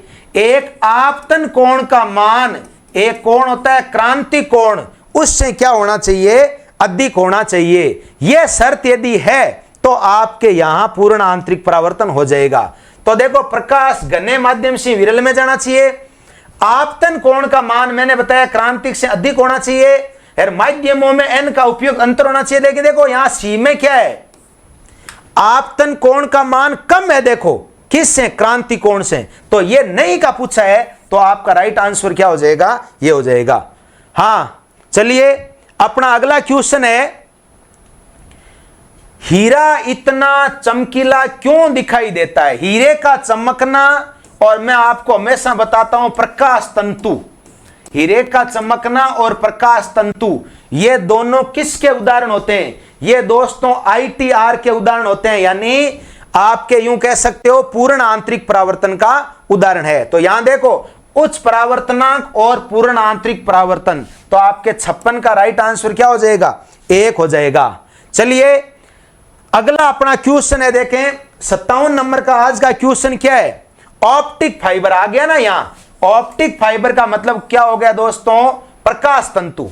चलिए मैं आपको यहां थोड़ा सा के प्रकाश तंतु का उपयोग बता देता हूं। एक चीज सुनना भाई, हीरे का चमकना और प्रकाश तंतु ये किस पर आधारित होते हैं? ये होते हैं आपके पूर्ण आंतरिक परावर्तन। ठीक है, पूर्ण आंतरिक परावर्तन की एक खास बात होती है, इसमें जो ऊर्जा का ह्रास होता है, ऊर्जा का ह्रास होता है वो दोस्तों नगण्य होता है, नहीं के बराबर। ऊर्जा का ह्रास क्या होता है? नगण्य। कह रहा है किस सिद्धांत पर काम करता है? तो अपना राइट आंसर क्या हो जाएगा? पूर्ण आंतरिक परावर्तन। मैं आपको बता देता हूं प्रकाश तंतु का उपयोग क्या होता है। मैं सीधा सा उदाहरण बताता हूं। मान लीजिए किसी व्यक्ति ने सिक्का गिट लिया, ओके, और 1-2 दिन, देखो सिक्के का निकलने का एक ही रास्ता है, या तो वो मल के साथ निकलेगा, और यदि वो नहीं निकला तो डॉक्टर के पास गया। अब डॉक्टर क्या करेगा? डॉक्टर यहां कंठों में से यानी आहार नाल में से वो क्या डालेगा? छोटे छोटे तंतु होते हैं जिनको बोलते हैं प्रकाश तंतु। वो प्रकाश तंतु डालेगा और उस प्रकाश तंतु में वो प्रकाश डालेगा और डाल के ये पता लगा लेगा कि शरीर में किस स्थान पर वो सिक्का फंसा हुआ है। तो प्रकाश, या यदि जैसे मान लीजिए समुद्र है, समुद्रों के अंदर बहुत ही लंबी दूरी तक यदि संकेत भेजने होते हैं तो प्रकाश तंतु का उपयोग किया जाता है। देखिए प्रकाश तंतु की इस प्रकार की संरचना होती है, यह प्रकाश तंतु है, ठीक है। इसमें प्रकाश ऐसे चलता है, प्रकाश ऐसे चलता है, लेकिन खास बात है, अभी मैंने आपको बताया था, यह प्रकाश तंतु किस घटना पर आधारित होता है? यह होता है पूर्ण आंतरिक परावर्तन की घटना पर आधारित। और पूर्ण आंतरिक परावर्तन की यहां घटना होने के कारण यहां ऊर्जा का जो ह्रास होता है वो साथियों क्या होता है? नगण्य होता है। इसीलिए ये जो संकेत होते हैं वो संकेत लंबी दूरी तक गति करते हैं और इनमें बिल्कुल भी ऊर्जा का ह्रास नहीं होता या नगण्य के बराबर होता है। हां, अगला प्रश्न है, सूर्यास्त के समय सूर्य लाल रंग का दिखाई देता है, ठीक है। देखो कल मैंने आपको एक प्रश्न बताया था, सूर्योदय से 2 मिनट पहले सूर्य उदय होता है, और यानी उदय तो नहीं होता, अपने को आभासी रूप से दिखाई देता है, और सूर्यास्त के 2 मिनट बाद तक भी हमें सूर्य दिखाई देता है। इसका मतलब है दिन में हमें कुल 4 मिनट, दिन में हमें कुल 4 मिनट साथियों आभासी सूर्य दिखाई देता है। यह प्रश्न कह रहा है सूर्यास्त के समय सूर्य लाल किस कारण दिखाई देता है? तो आपका यहां राइट आंसर क्या हो जाएगा? प्रकाश का प्रकीर्णन। बहुत इंपॉर्टेंट पॉइंट है, स्कैटरिंग बोलते हैं इसको। स्कैटरिंग के कारण ही सूर्यास्त यानी सूर्य लाल दिखाई देता है। प्रकीर्णन का एक द बेस्ट उदाहरण होता है रेले प्रकीर्णन। रेले प्रकीर्णन आप ध्यान रखना, कई बार नाम रेले प्रकीर्णन भी आ जाता है। हां, तो यहां देखो प्रश्न है अपना, नीला आकाश यानी आकाश का नीला रंग। आप ध्यान दीजिए, किसी एक रंग का यदि प्रश्न आ जाए तो वहां प्रकीर्णन आपका आंसर होगा। वहां आंसर क्या होगा? प्रकीर्णन होगा। तो यहां देखो नीला आकाश दिखाई देना, तो यह भी किसके कारण दिखाई देता है? रेले प्रकीर्णन के कारण दिखाई देता है। और वर्ण विक्षेपण मैंने कल बताया था, क्या होता है? जो श्वेत प्रकाश होता है, श्वेत प्रकाश को जब अपन प्रिज्म से गुजारते हैं तो वो श्वेत प्रकाश 7 रंगों में विपाटित हो जाता है, विभाजित हो जाता है। इसी घटना को क्या है कहते हैं? और वर्ण विक्षेपण कहते हैं। आप मुझे कमेंट बॉक्स में बताइए, प्रश्न को समझना, वर्ण विक्षेपण का एक प्राकृतिक उदाहरण बताइए। आपका प्रश्न क्या है? या प्राकृतिक घटना बताइए। वर्ण विक्षेपण का ऐसा उदाहरण बताइए जो प्रकृति की देन है, प्राकृतिक घटना है। हां, चलिए अपना अगला क्वेश्चन है साथियों कि धुंध या कोहरे में कार की हेडलाइट किस रंग की रखना उपयुक्त होती है? अब आपको मैंने बता रखा है हेडलाइट। देखो यहां अगले ने संकेत दे दिया, धुंध या कोहरा है। अब आपको पता है धुंध या कोहरे में ऐसे ही कम दिखाई देता है, तो हमें हेडलाइट ऐसे रंग की होनी चाहिए जो लंबी दूरी तय कर सके, जो लंबी दूरी तय कर सके। और कल मैंने आपको 7 रंगों में से याद करने का एक ट्रिक बताया था, बेंजा, नी है, पिन्नाला या विबग्योर। तो उन रंगों में से लंबी तरंग दैर्ध्य, अरे दूरी से रिलेटेड शब्द है तरंग दैर्ध्य, जिसकी तरंग दैर्ध्य ज्यादा होती है उस रंग का होना चाहिए। तो तरंग दैर्ध्य ज्यादा में 2 ऑप्शन है, एक तो है बैंगनी, एक लाल। मैंने आपको ट्रिक भी बताया था कि लात कम नहीं, लात कम और बेंत अधिक। क्या बताया था बताओ? अरे लात अधिक और बेंत कम। अरे मैंने ये ट्रिक बताया था, मान लो किसी व्यक्ति की पिटाई हो रही है, एक तो हो रही है लात से और एक हो रही है साथियों बेंत से। अब उसको पूछे कि भाई तू बता किस से पिटाई करना है, तो आपको पता है बेंत से पिटाई खतरनाक होती है, तो वो क्या कहेगा? बेंत से तो करो कम में और लात से करो ज्यादा। यानी लाल रंग की तरंग दैर्ध्य ज्यादा होती है और बैंगनी रंग की तरंग दैर्ध्य क्या होती है? कम होती है। तो यहां तरंग दैर्ध्य ज्यादा किसकी है? लाल रंग की। इसलिए आपको प्रश्न पूछा जाता है खतरे का संकेत किस रंग का होता है? लाल रंग का। क्यों? लाल रंग की तरंग दैर्ध्य ज्यादा है, इसलिए लंबी दूरी तक वो तय कर लेता है। मैं इसी प्रश्न को थोड़ा सा यहां घुमाकर लेके आया हूं कि वाहनों की हेडलाइट किस रंग की होनी चाहिए। तो आपका राइट आंसर क्या हो जाएगा साथियों? अगला प्रश्न है, प्रिज्म से श्वेत प्रकाश गुजरने पर क्या होता है? तो आपको पता है क्या होता है? प्रकाश का वर्ण विक्षेपण की घटना होती है। चलिए अब अपना आगे पढ़ते हैं। इंद्रधनुष एनसीईआरटी में मेंशन किया हुआ है साथियों। इंद्रधनुष क्या है? इंद्रधनुष से आप यूं कह सकते हो प्राकृतिक वर्ण विक्षेपण। प्राकृतिक वर्ण विक्षेपण का सबसे अच्छा उदाहरण होता है इंद्रधनुष। प्राकृतिक वर्ण विक्षेपण का सबसे अच्छा उदाहरण होता है क्या? इंद्रधनुष। तो यहां इंद्रधनुष जो बनती है ना, तो यहां देखो एक तो वर्ण विक्षेपण भी हो जाएगा, ये तो होना ही है। इसके अलावा अपवर्तन और परावर्तन ये भी इसका हो जाएगा। तो ये किसके कारण होता है? अपवर्तन, परावर्तन और पूर्ण आंतरिक परावर्तन। ये किसका कारण होता है? ये होता है आपके अपवर्तन का कारण, इंद्रधनुष बनने का कारण। अगला प्रश्न है साथियों, pH बराबर 7।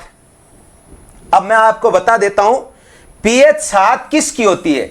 pH बराबर 7 क्या दर्शाता है? देखो pH 7 होती है जो लवण उदासीन होता है उसकी। तो अपन थोड़ा सा यहां देखो pH की चर्चा कर लेते हैं। दोस्तों पीएच का ऐसा एक स्केल होता है, यह पीएच की स्केल है, और इस स्केल में यहां बीच में होता है 7, यहां होता है 0 और यहां होता है 14। यह पीएच स्केल है। और इस पीएच स्केल के अंदर 0 से 7 तक की जो पीएच होती है वो सारे क्या होते हैं, वो अम्ल होते हैं। और 7 से 14 तक के सारे क्या होते हैं, वो होते हैं साथियों सार। ठीक है, यहां मैं कुछ चीजें आपको बता देता हूं। अपना जो मुंह की जो पीएच होती है मुंह की, वो लगभग 6.5 से 7.6 तक होती है। ठीक है, और यदि मुंह की पीएच 5.6 से कम होती है तो उस मुंह में क्या होता है, दुर्गंध आने लग जाती है और फिर दांतों का क्षरण होना शुरू हो जाता है। तो यहां प्रश्न अपना क्या है, देखो अम्ल है। अब देखो मैं आपको बता देता हूं, जैसे जैसे हम 7 से इधर बढ़ेंगे वैसे वैसे अम्ल क्या होता जाता है, प्रबल होता जाता है। और जैसे जैसे हम 7 से 14 की तरफ बढ़ते हैं वैसे वैसे ये जो सार है ये भी क्या हो जाता है, प्रबल हो जाता है। अब मैं आपको एक प्रश्न पूछूं कि दुर्बल अम्ल कौन सा होता है। दुर्बल अम्ल वो होता है जिसकी पीएच 3, 4 से 7 के बीच में होती है। और प्रबल अम्ल कौन सा होता है, जिसकी पीएच कम होती है। प्रकृति का सबसे प्रबल अम्ल होता है साथियों HCl, और HCl की पीएच होती है 0। हाँ देखो ये HCl आ गया तो मैं आपको यहां एक बता देता हूं। कल अपन ने एक प्रश्न पढ़ा था अम्लराज, ये भूल में मैंने गलत बता दिया था। अम्लराज में क्या होता है, 2 अम्ल होते हैं, एक तो होता है HCl और एक होता है HNO3। ठीक है, HCl और HNO3। तो HCl जो होता है ना, मैंने भूल में यहां कितना अनुपात बता दिया था, 1। वास्तव में इसका 3 अनुपात होता है और इसका कितना होता है, 1 होता है। और अम्लराज का उपयोग सुनार जो होते हैं वो सोने को गलाने में इसका क्या किया जाता है, उपयोग किया जाता है। हाँ, तो यहां अपना क्वेश्चन क्या था, यहां अपना क्वेश्चन ये है, एक बार मैं देखो कमेंट पढ़ लेता हूं, एक बार देखो कमेंट पढ़ता हूं, देखे क्या कमेंट आ रखे हैं।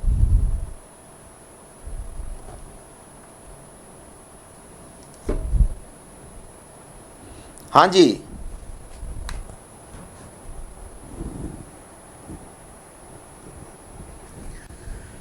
तो यहां देखिए अपना जो क्वेश्चन है पीएच बराबर 7 क्या है, तो 7 का मतलब होता है उदासीन, और यहां इसने शब्द दे दिया तटस्थ। देखिए ये क्या होते हैं, कुछ अपने को शब्द जो होते हैं ना वो कुछ ऐसे याद रखने चाहिए पेपर में। जैसे आपके जैसे चतुर्थ श्रेणी के अंदर 120 क्वेश्चन आएंगे तो उसमें 5-7 क्वेश्चन ऐसे आएंगे जिनकी अपने को लैंग्वेज ही आराम से समझ में नहीं आएगी, तो उनकी लैंग्वेज अपने समझना बहुत ही जरूरी होता है।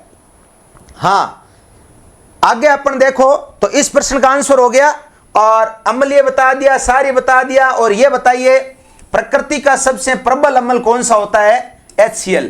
और आप एक कमेंट बॉक्स में ये बताइए प्रकृति का सबसे प्रबल सार कौन सा होता है। मैं आपको बता देता हूं, प्रकृति के सबसे प्रबल सार की जो पीएच होती है वो 14 होती है। तो आप कमेंट बॉक्स में ये बताइए कि प्रकृति का सबसे प्रबल सार कौन सा है। हाँ, अगला अपना क्वेश्चन है, अब देखो ये अपशिष्ट प्रबंधन से संबंधित प्रश्न आने लगे।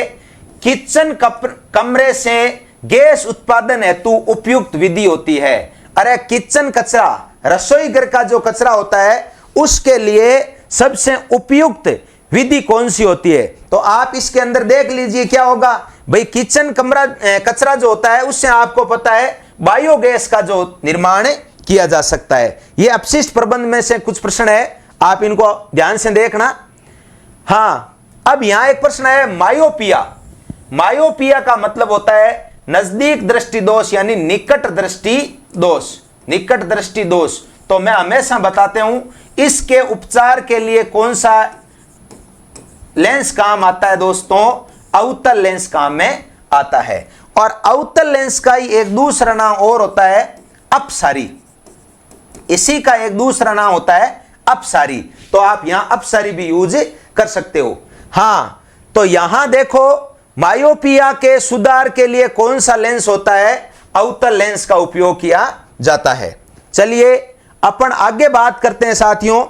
अगला अपना जो क्वेश्चन है, रिसाइकलिंग।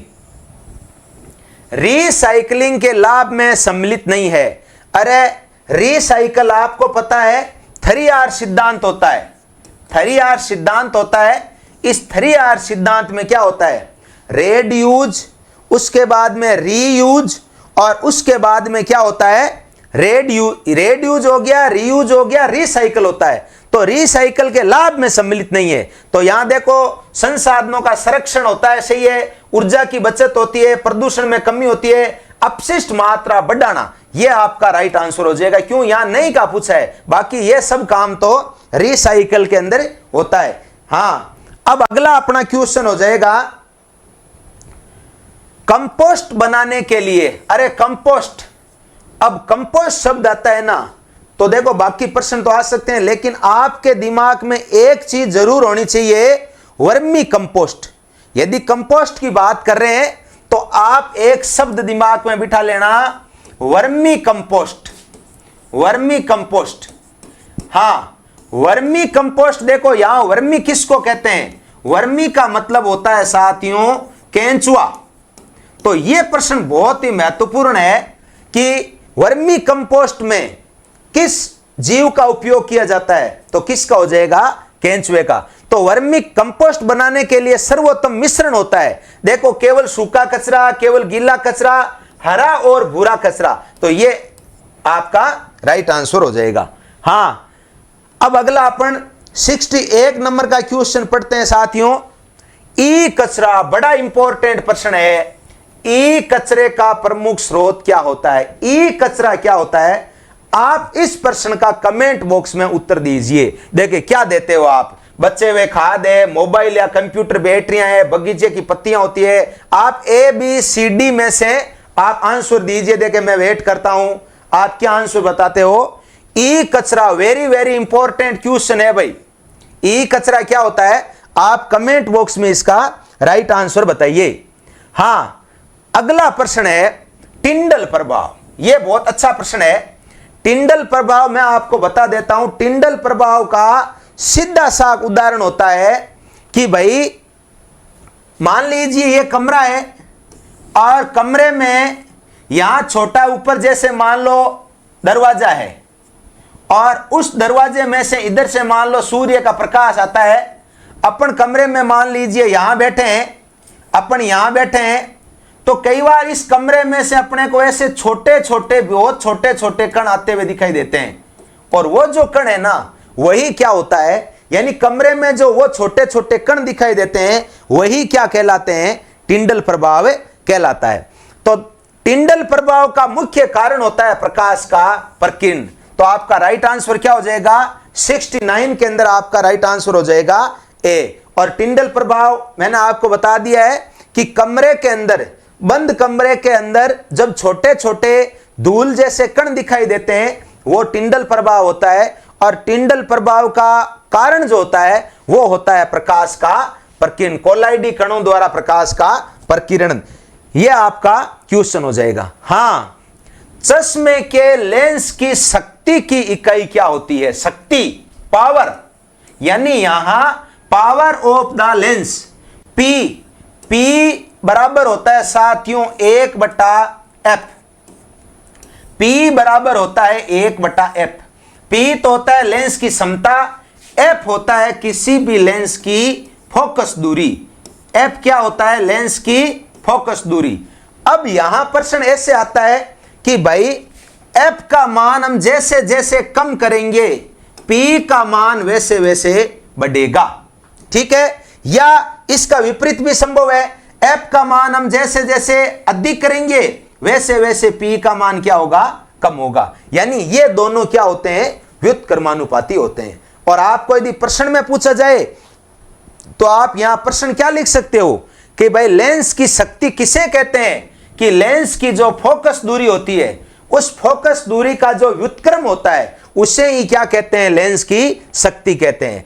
तो दोस्तों यहां प्रश्न, चलो ये तो मैंने बता दिया, एडवांस क्वेश्चन बता दिया, लेकिन यहां प्रश्न ये आता है, प्रश्न पूछा इसका मात्रक क्या है, तो मात्रक क्या हो जाएगा, डायप्टर, और डायप्टर का संकेत क्या हो जाएगा, डी। और अब देखो यहां शक्ति का सूत्र यह है, तो कई बार ऐसे भी आ जाता है डायप्टर का सूत्र बताओ, तो P की जगह देखो मैं इसका मात्रक लिख दूंगा D, और F की जगह इसका मात्रक क्या लिख दूंगा, मीटर। तो डायप्टर का मात्रक क्या हो जाएगा, 1/मीटर। ये इसका क्या हो जाएगा, राइट आंसर हो जाएगा। हां, अगला अपना क्वेश्चन है पूर्ण संपूर्ण आंतरिक परावर्तन, इसी को बोला जाता है साथियों ITR, ITR, और या आप इसको TIR बोल दो, TIR, TIR। प्रश्न पूछा है ऊर्जा का ह्रास होता है, तो अभी मैंने बताया था इसमें ऊर्जा का ह्रास क्या होता है, नगण्य, यानी नहीं के बराबर इसमें ऊर्जा का ह्रास होता है। और पूर्ण आंतरिक परावर्तन का जो मुख्य उपयोग होता है ना, वो किसी चीज को चमकाने में, जैसे मान लीजिए आपका क्वेश्चन हो गया हीरे का चमकना, या फिर इसका जो उपयोग होता है, आप ऊर्जा को यदि लंबी दूरी तक भेजना चाहते हो तो भी इसका उपयोग किया जाता है। हां, अगला अपना क्वेश्चन है दंत चिकित्सक द्वारा उपयोग दर्पण सामान्यतः होता है। देखिए मैं आपको दो चीज बता देता हूं, यदि कोई छोटी वस्तु है, ठीक है, और उस छोटी वस्तु को बड़ा करके देखना है, तो कौन सा लेंस होता है, अवतल। दर्पण कौन सा होता है, अवतल। यहां दर्पण की बात चल रही है। और यदि कोई बड़ी वस्तु है, उस बड़ी वस्तु को यदि छोटा करके देखना है, ठीक है, तो यहां लेंस कौन सा होता है, उत्तल होता, दर्पण कौन सा होता है, उत्तल दर्पण होता है। अब मैं आपके इसके जो दो सबसे प्रचलित उदाहरण होते हैं वो क्या होते हैं, एक तो है जैसे वाहन है, वाहन में ड्राइवर के इधर साइड में एक दर्पण लगा होता है, तो ड्राइवर क्या करता है, जैसे मान लीजिए 1 किलोमीटर पीछे से गाड़ी आ रही है और उसको भी देख लेता है, यानी बहुत बड़ा एरिया है उसको छोटे से एक एरिया में करके देख लेता है। तो बड़ा करके क्या करना, छोटा सा देखना, तो वहां ड्राइवर के साइड में, साइड को हिंदी में बोलते हैं पार्श्व में, वाहन ड्राइवर के या चालक के पार्श्व में जो दर्पण लगा होता है वो कौन सा होता है, उत्तल। और आगे हेडलाइट में जो दर्पण होता है वो कौन सा होता है, अवतल। अब देखो यहां प्रश्न पूछा है दंत चिकित्सक, दंत चिकित्सक कह सकते हो आप नेत्र चिकित्सक भी कह सकते हो कि डॉक्टर। अब मान लीजिए आंख में कोई चीज पड़ गई, छोटा सा कोई कण पड़ गया, या दांत में कोई दिक्कत हो गई, तो डॉक्टर क्या करेगा, दर्पण के द्वारा देखेगा और उस दर्पण से उसको वो छोटी सी चीज है वो कई गुना ज्यादा दिखाई देगी, अर्थात छोटी वस्तु को वो क्या देखना चाहता है, बड़ा। तो इसके लिए मैंने आपको बताया कौन सा दर्पण है, अवतल। तो आपका यहां राइट आंसर क्या हो जाएगा साथियों, अवतल दर्पण हो जाएगा। हां, अपना नेक्स्ट क्वेश्चन क्या है, नेक्स्ट क्वेश्चन है सैनिटरी लैंडफिल की विशेषता नहीं है, यह अपशिष्ट प्रबंधन में से है। देखो लाइनर या बॉटम सील, लीचेट संग्रहण, कचरे का बिना ढके छोड़ देना, यह इसका क्या हो जाएगा, आपका राइट आंसर हो जाएगा, कचरे का बिना ढका छोड़ देना। हां, ये देखो मैंने 10वीं क्लास की जो एनसीईआरटी की बुक है उसमें एक पाठ दे रखा है अपशिष्ट प्रबंधन, वहां से ये सारे प्रश्न लिए हैं। हां, चलिए अगला प्रश्न है खुले में कचरा जलाने से मुख्य हानिकारक गैसें कौन कौन सी बनती है। ये तो सब बता देते हैं कि मान लो कचरा जलाते हैं तो CO2 तो निश्चित है, और यहां देखो CO2 भी हो जाएगा, CO और डाइऑक्साइड। CO तो कब बनती है रे, जब मान लो कोई भी चीज जलती है, ठीक है, कोई चीज जलती है और ऑक्सीजन की यदि कमी में जलती है तो वहां गैस कौन सी बनती है आपकी, ऑक्सीजन की कमी में जलती है तो वहां गैस कौन सी बनती है, CO बनती है। और ध्यान दीजिए ये CO जो होती है ना, ये काफी क्या होती है, विषैली गैस होती है, या मैं बोल सकता हूं ये दम घोटू गैस होती है। तो चलिए अपना अगला क्वेश्चन कौन सा है, देखो यहां प्रश्न आ ही गया, वर्मी कंपोस्टिंग में उपयोग होता है। बहुत अच्छा प्रश्न है भाई, इंपॉर्टेंट लगा लेना। तो इसमें किसका उपयोग होता है, केंचुए का उपयोग किया जाता है। हां, तभी देखो केंचुए को वर्मी बोलते हैं, वर्मी कैटेगरी का जीव है, इसलिए इसका नाम ही क्या पड़ गया, वर्मी कंपोस्ट। आगे अपन बात करते हैं, देखो सूर्य का प्रकाश कांच से होकर गुजरने पर गर्मी अधिक क्यों लगती है? बहुत ही इंपॉर्टेंट क्वेश्चन है। अब देखो यह प्रश्न एक्चुअली आपको लगता है कि यह साइंस का है, यह प्रश्न भूगोल का है, ठीक है, लेकिन भूगोल भी आपको पता है एक साइंस ही तो है, तो यहां साइंस का भी यूज हो रहा है भूगोल के अंदर। प्रश्न क्या है? सूर्य का प्रकाश, आपने देखो नाम सुना होगा, यह जैसे कांच का घर है, ओके, और इसमें मैंने यहां लगा दिया एक पौधा और इधर लगा दिया मैंने सूर्य, यह है सूर्य। सूर्य से इधर प्रकाश आएगा तो आपने नाम सुना होगा ग्लोबल वार्मिंग। ग्लोबल वार्मिंग, हम जब ग्लोबल वार्मिंग पढ़ाते हैं तो किताब में इसके द्वारा समझाया जाता है। होता क्या है, सूर्य का प्रकाश इस कांच के घर में प्रवेश करता है तो इसके अंदर क्या होता है, तापमान बढ़ जाता है।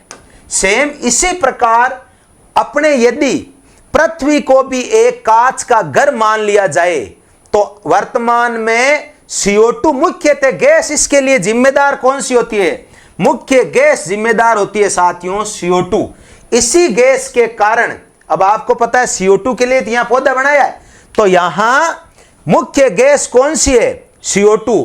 इसके कारण इस कांच के घर में तापमान बढ़ जाता है। सेम ऐसा ही उदाहरण हमारी पृथ्वी को भी क्या माना जाता है? कांच का एक ही घर माना जाता है। और सूर्य से जो किरणें आती है ये बताना चाहता है कि वातावरण में CO2 है, CFC है, CCl4 है, ये गैसें दिन प्रतिदिन बढ़ रही है और इन गैसों के बढ़ने के कारण क्या होता है, यहां का तापमान बढ़ रहा है और तापमान बढ़ने को क्या कहते हैं दोस्तों? ग्लोबल वार्मिंग कहते हैं। तो यहां प्रश्न देखो यह है, सूर्य का प्रकाश कांच से होकर गुजरने पर गर्मी अधिक क्यों लगती है? कांच इंफ्रारेड को रोकता है, कांच पराबैंगनी किरणों को पार कराता है, कांच दृश्य को पार कर IR को फंसा देता है। हाँ ये राइट है, IR यानी पराबैंगनी किरणें, तो यहां इंफ्रारेड हो गया, तो यहां ये हो जाएगा दृश्य प्रकाश को तो पार कर देता है, IR को रोक देता है और इसी IR के कारण क्या होता है? तापमान बढ़ जाता है। पौधघर का तापमान बढ़ना या पृथ्वी का तापमान बढ़ने का मुख्य कारण यही होता है। हाँ जी, चलिए अपना अगला क्वेश्चन है, फोकस दूरी कम होने का क्या अर्थ होता है? अभी मैंने बताया था, देखो एक प्रश्न बताया था, P बराबर क्या होता है? 1/f होता है। P होता है लेंस की क्षमता, F होता है साथियों फोकस दूरी। तो यहां प्रश्न अपना यह होता है कि फोकस दूरी कम होने का क्या अर्थ होता है? मतलब आपको F को कम करना है, F कम करना है, इसका मतलब P आपको बढ़ाना होगा। तो देखो P लेंस की शक्ति है, यहां F कम हो रहा है तो लेंस की शक्ति कम होगी, लेंस की शक्ति अधिक होगी, ये आपका क्या हो जाएगा? राइट आंसर हो जाएगा। हां, अगला जो प्रश्न है अपना देखिए, रंग दोष, कलर ब्लाइंडनेस, इसी को क्या बोलते हैं रे? वर्णांधता। वर्णांधता, और ये वर्णांधता संबंधित किससे होता है? सबसे पहले तो मैं आपको बता देता हूं, आप जितने भी दृष्टि दोष पढ़ते हो, चाहे निकट दृष्टि दोष हो, चाहे दूर दृष्टि दोष हो, जरा दृष्टि दोष हो, इन सब से ये अलग है। ये अलग कैसे है? क्योंकि ये जो आपका प्रश्न है ना, यहां वर्णांधता एक प्रकार का क्या होता है साथियों? ये एक आनुवंशिक रोग है, ये जेनेटिक्स है। जेनेटिक्स का मतलब क्या होता है? ये पीढ़ी दर पीढ़ी होने वाला रोग है। और इसका मुख्य कारण क्या होता है मैं आपको बता देता हूं। आपको पता है रेटिना होती है, रेटिना, इसी रेटिना पर आपको पता है हमारा प्रतिबिंब बनता है। इस रेटिना के अंदर दो प्रकार की कोशिकाएं होती है। कौन कौन सी? शंकु और शलाका। इसमें दो कोशिकाएं होती है, शंकु और एक होती है शलाका। शंकु का मतलब क्या है? कोन, और शलाका का मतलब है रोड। ये जो शंकु सेल होती है ना, इन शंकु सेल के कारण क्या होता है? तो यहां शंकु सेल का मेन काम क्या होता है? एक तो इसका काम होता है तेज प्रकाश में दिखाना हमें, एक विभिन्न रंगों की पहचान करना, विभिन्न रंगों की पहचान करना। और शलाका का काम क्या होता है? शलाका का दूसरा नाम होता है छड़, इंग्लिश में बोला जाता है इसको रोड। तो इसका काम होता है कम प्रकाश में वस्तु को दिखाना। तो यहां देखो रंगों से संबंधित बात आई है, कलर ब्लाइंडनेस की बात आई है, तो यहां क्या हो जाएगा? शंकु। तो यहां शंकु को इंग्लिश में कौन कहते हैं? तो आपका राइट आंसर क्या हो जाएगा साथियों, कौन हो जाएगा। हां जी, अगला अपना क्वेश्चन है, देखो जैव अखाद्य का उदाहरण है। जैव अखाद्य, अरे खाद्य का मतलब कौन से होते हैं, खाने वाले पदार्थ। एक होता है जैव खाद्य। जैव खाद्य का मतलब आप यूं मान सकिए कि ऐसे खाद्य पदार्थ जिनका जीवों के द्वारा अपघटन कर दिया जाता है उनको आप जैव अपघटन भी बोल सकते हो। लेकिन यहां तो आ गया अखाद्य। अब देखो किचन कचरा अभी आया था, रसोई घर का कचरा, कागज भी आपको पता है बायोडिग्रेडेबल होता है, प्लास्टिक की थैली और पत्तियां। तो यहां प्रश्न पूछा है अखाद्य का, अखाद्य का उदाहरण क्या हो जाएगा, प्लास्टिक की थैलियां, इसका क्या हो जाएगा, उदाहरण हो जाएगा। हां, अगला अपना क्वेश्चन है 3R का सिद्धांत का सही क्रम क्या है। यह क्रम जरूर याद रखना। देखिए यह सब तो अपन याद रख लेते हैं, क्या होता है, रेड यूज, रीयूज और रिसाइकल। तो आपका राइट आंसर हो जाएगा रेड यूज, रीयूज, रिसाइकल। तो आपका बी क्या हो जाएगा साथियों, करेक्ट आंसर हो जाएगा। हां, अपना अगला क्वेश्चन है, यह देखो मानव रोग से संबंधित कुछ प्रश्न है। तो इनमें देखो आप मुख्य रूप से क्या ध्यान रखना, मुख्य रूप से आप यह ध्यान रखना कि भाई ये वायरस के कारण होता है या बैक्टीरिया के कारण होता है। तो यहां एड्स किस वायरस के कारण होता है। देखो इसने दे दिया, वायरस तो दे ही दिया, रेबीज वायरस नहीं हो सकता, इसने तो रेबीज होता है जो पागल कुत्ते के काटने से होता है। कई बार मान लो कुत्ता ऑप्शन नहीं होता है ना, तो आप बिल्ली भी कर सकते हो, कुत्ते कैटेगरी के अन्य जीव भी आप कर सकते हो। यार कुत्ता होता है तो राइट आंसर हो जाएगा। HIV, हेपेटाइटिस वायरस है, कोरोना वायरस, देखो ये तो सब नाम है, तो यहां किसके कारण हो जाएगा, आपका HIV के कारण एड्स हो जाएगा। तो ये कई बार ये आ जाता है और या कई बार आ जाता है, इतना ही आ जाता है वायरस बैक्टीरिया है, इनके कारण किन में से होता है, तो ये वायरस के कारण होता है। हां जी, अगला प्रश्न है मलेरिया का रोग कारक क्या होता है। मलेरिया आपको पता है, मलेरिया मादा एनाफ्लीज मच्छर के काटने से होता है। और अब बात आती है ये मादा एनाफ्लीज किस कैटेगरी का है। तो ये दोस्तों क्या होता है, वायरस है, जीवाणु है, फफूंद है या परजीवी है। तो आप देखिए इसका राइट आंसर बताओ क्या होता है। अरे मादा एनाफ्लीज मलेरिया का मेन रोग कारक है और ये क्या होता है, एक प्रोटोजोआ यानी ये परजीवी होता है। परजीवी किसको कहते हैं, परजीवी का मतलब होता है जो दूसरे जीव पर रहकर अपना भोजन ग्रहण करते हैं, उस जीव को क्या कहते हैं साथियों, परजीवी कहते हैं। हां, अपना अगला क्वेश्चन है डेंगू। डेंगू वायरल बुखार है, फैलाने वाला मच्छर कौन होता है। तो डेंगू का देखो क्यूलेक्स है, एनाफ्लीज है, एडीज एजिप्टी है, मिडीज है। तो यहां क्या हो जाएगा, एडीज एजिप्टी। तो ये आपके 83 क्वेश्चन का राइट आंसर हो जाएगा, क्या हो जाएगा, एडीज एजिप्टी। हां, अगला अपना क्वेश्चन है साथियों टीबी यानी ट्यूबरकुलोसिस रोग किस अंग को मुख्यतः प्रभावित करता है। यह बैक्टीरियल है टीबी, आपको पता है, और यह सबसे ज्यादा किसको प्रभावित करता है, फेफड़ों को प्रभावित करता है। यह ध्यान रखना, यह बहुत अच्छा प्रश्न है कि टीबी मुख्य रूप से किसको प्रभावित करता है। तो यह किसको प्रभावित करता है साथियों, फेफड़ों को प्रभावित करता है।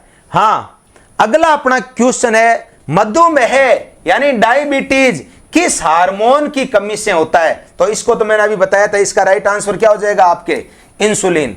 और आप मुझे ये बताइए गोइटर किस हार्मोन की कमी से होता है। और यहां एड्रिनेलिन, ये आप जानते हो, एड्रिनेलिन की कमी से क्या होता है, यह भी आप बताइए। देखें यह अधिवृक्क ग्रंथि से स्रावित हार्मोन है।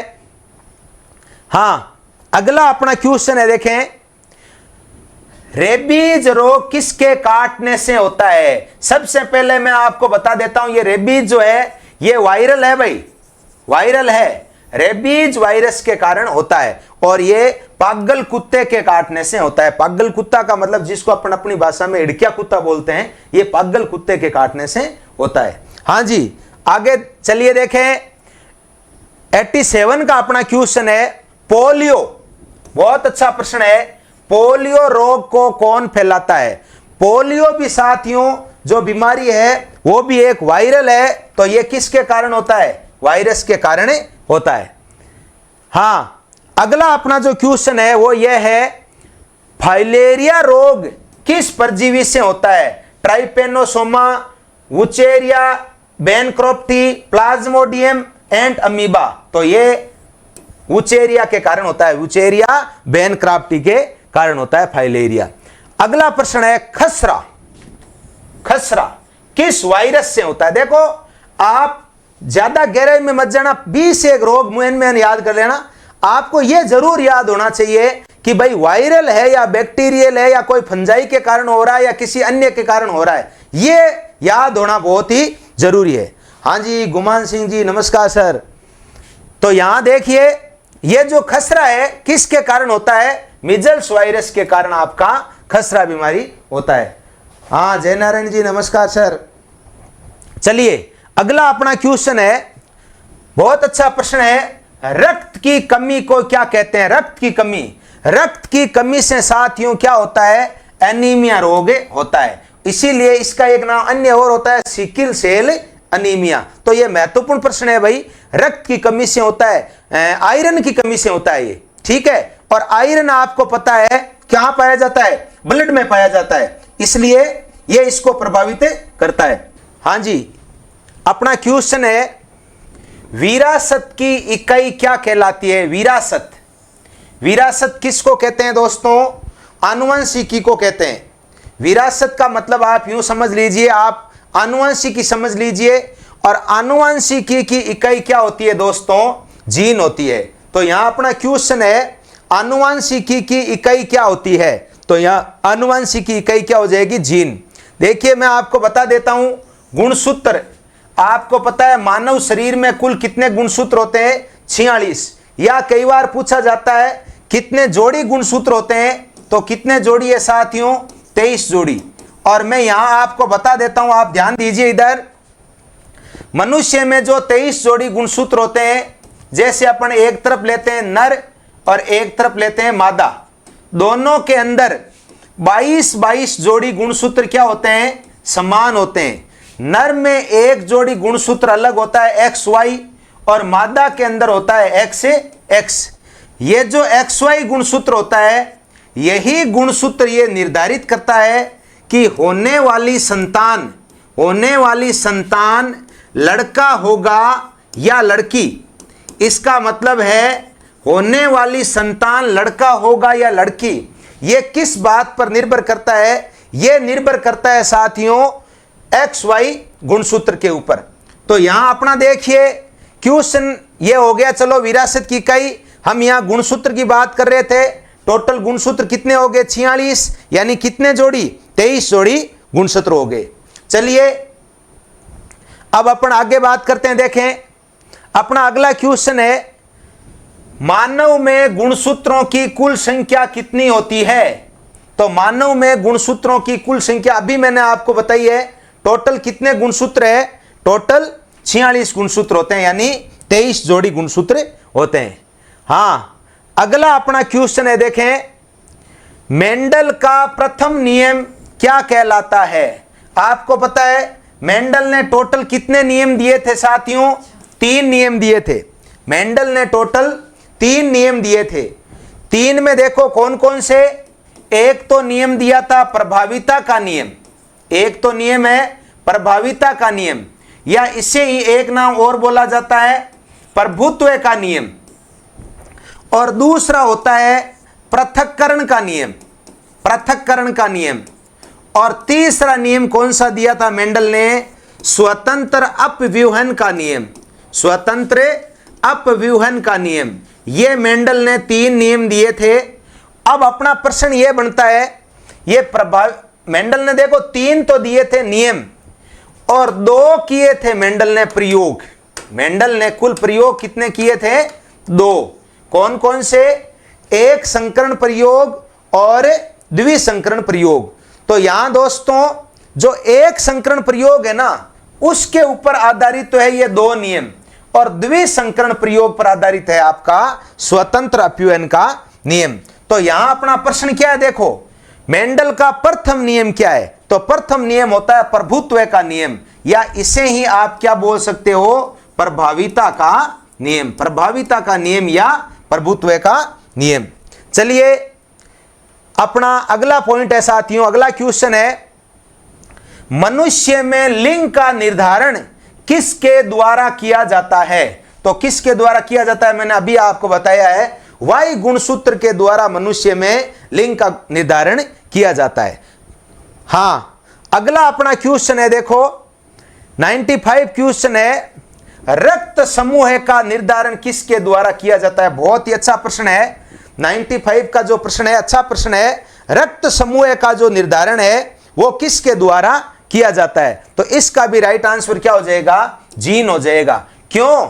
आपको पता है रक्त समूह टोटल कितने होते हैं? 4 होते हैं, ए बी, एफ बी और ओ, जिनमें से जो आपका ओ है उसको तो डोनर कहा जाता है, दाता, और एफ बी को कहा जाता है सार्वत्रिक ग्राही कहा जाता है। हां जी, अगला अपना क्वेश्चन है, देखो मनुष्य में पुत्र का लिंग निर्धारण किसके द्वारा किया जाता है? पुत्र का लिंग निर्धारण, अरे अभी मैंने आपको एक ही प्रश्न बता दिया था कि संतान का जो लिंग निर्धारण किया जाता है वो किस गुणसूत्र के द्वारा किया जाता है? वाई के द्वारा। और अब आपको पता है वाई कहां होता है? वाई पिता में होता है। तो पिता में आपको पता है शुक्राणु है और माता में अंडाणु है, तो यहां राइट आंसर क्या हो जाएगा? पिता का शुक्राणु। हां जी, नेक्स्ट क्वेश्चन है आपका 97 नंबर का क्वेश्चन है, डीएनए का पूरा नाम क्या होता है? डीऑक्सी राइबोज न्यूक्लिक अम्ल। और आरएनए का क्या होता है? राइबोज न्यूक्लिक अम्ल। तो यहां अपना प्रश्न है डीएनए की डबल हेलिक्स संरचना, अरे जिसको आप हिंदी में क्या बोलते हो? द्विकुंडलित संरचना, ये किसके द्वारा दी गई थी? तो ये किसने दिया था डीएनए का? वाटसन और क्रिक ने इसकी डबल हेलिक्स संरचना दी थी। हां, अगला अपना क्वेश्चन है जीनोटाइप। दोस्तों दो चीज होती है, जीनोटाइप और एक होता है फिनोटाइप। जीनोटाइप और फिनोटाइप। तो जैसे देखो मैं आपको यहां पहले ही बता देता हूं जो आपके लेवल में प्रश्न है। मेंडल ने आपको अभी मैंने बताया था 2 प्रयोग किया था। एक मेंडल का जो प्रथम प्रयोग था, प्रथम प्रयोग वाला प्रश्न ज्यादा आता है। प्रथम प्रयोग के अंदर एक तो प्रश्न आता है जीनोटाइप क्या था और एक आता है फिनोटाइप क्या था। तो प्रथम के अंदर लक्षण प्ररूप था आपका 3:1। कितना? 3:1। और जीनोटाइप था 1:2:1। ठीक है। और द्वितीय जो मेंडल का प्रयोग है, मेंडल का द्विसंकरण प्रयोग, इसका जो फिनोटाइप पूछा जाता है वो है 9:3:3:1। ये मेंडल के आप जीनोटाइप और फिनोटाइप ध्यान रखना। चलिए, तो हमारा प्रश्न है जीनोटाइप टीटी किसे प्रदर्शित करता है? आपको पता है, मैं यहां कुछ चीजें और बता देता हूं। आनुवंशिकता का जनक कौन है? मेंडल। और मेंडल ने आपको पता है मटर के पौधे पर अपना प्रयोग किया था। और मटर के पौधे पर उसने कितने लक्षण लिए थे? 7। और वो जो 7 लक्षण दिए ना, वो 7 लक्षण कैसे लिए थे? वो 7 आपके विपर्यायसी लक्षण लिए थे। ठीक है, ये 7 कैसे? विपर्यायसी लक्षण। विपर्यायसी लक्षण में देखो, जैसे अभी मैंने आपको बताया था मेंडल का पहला प्रयोग कौन सा था? प्रभाविता का नियम। तो प्रभाविता का नियम में एक तो था प्रभावी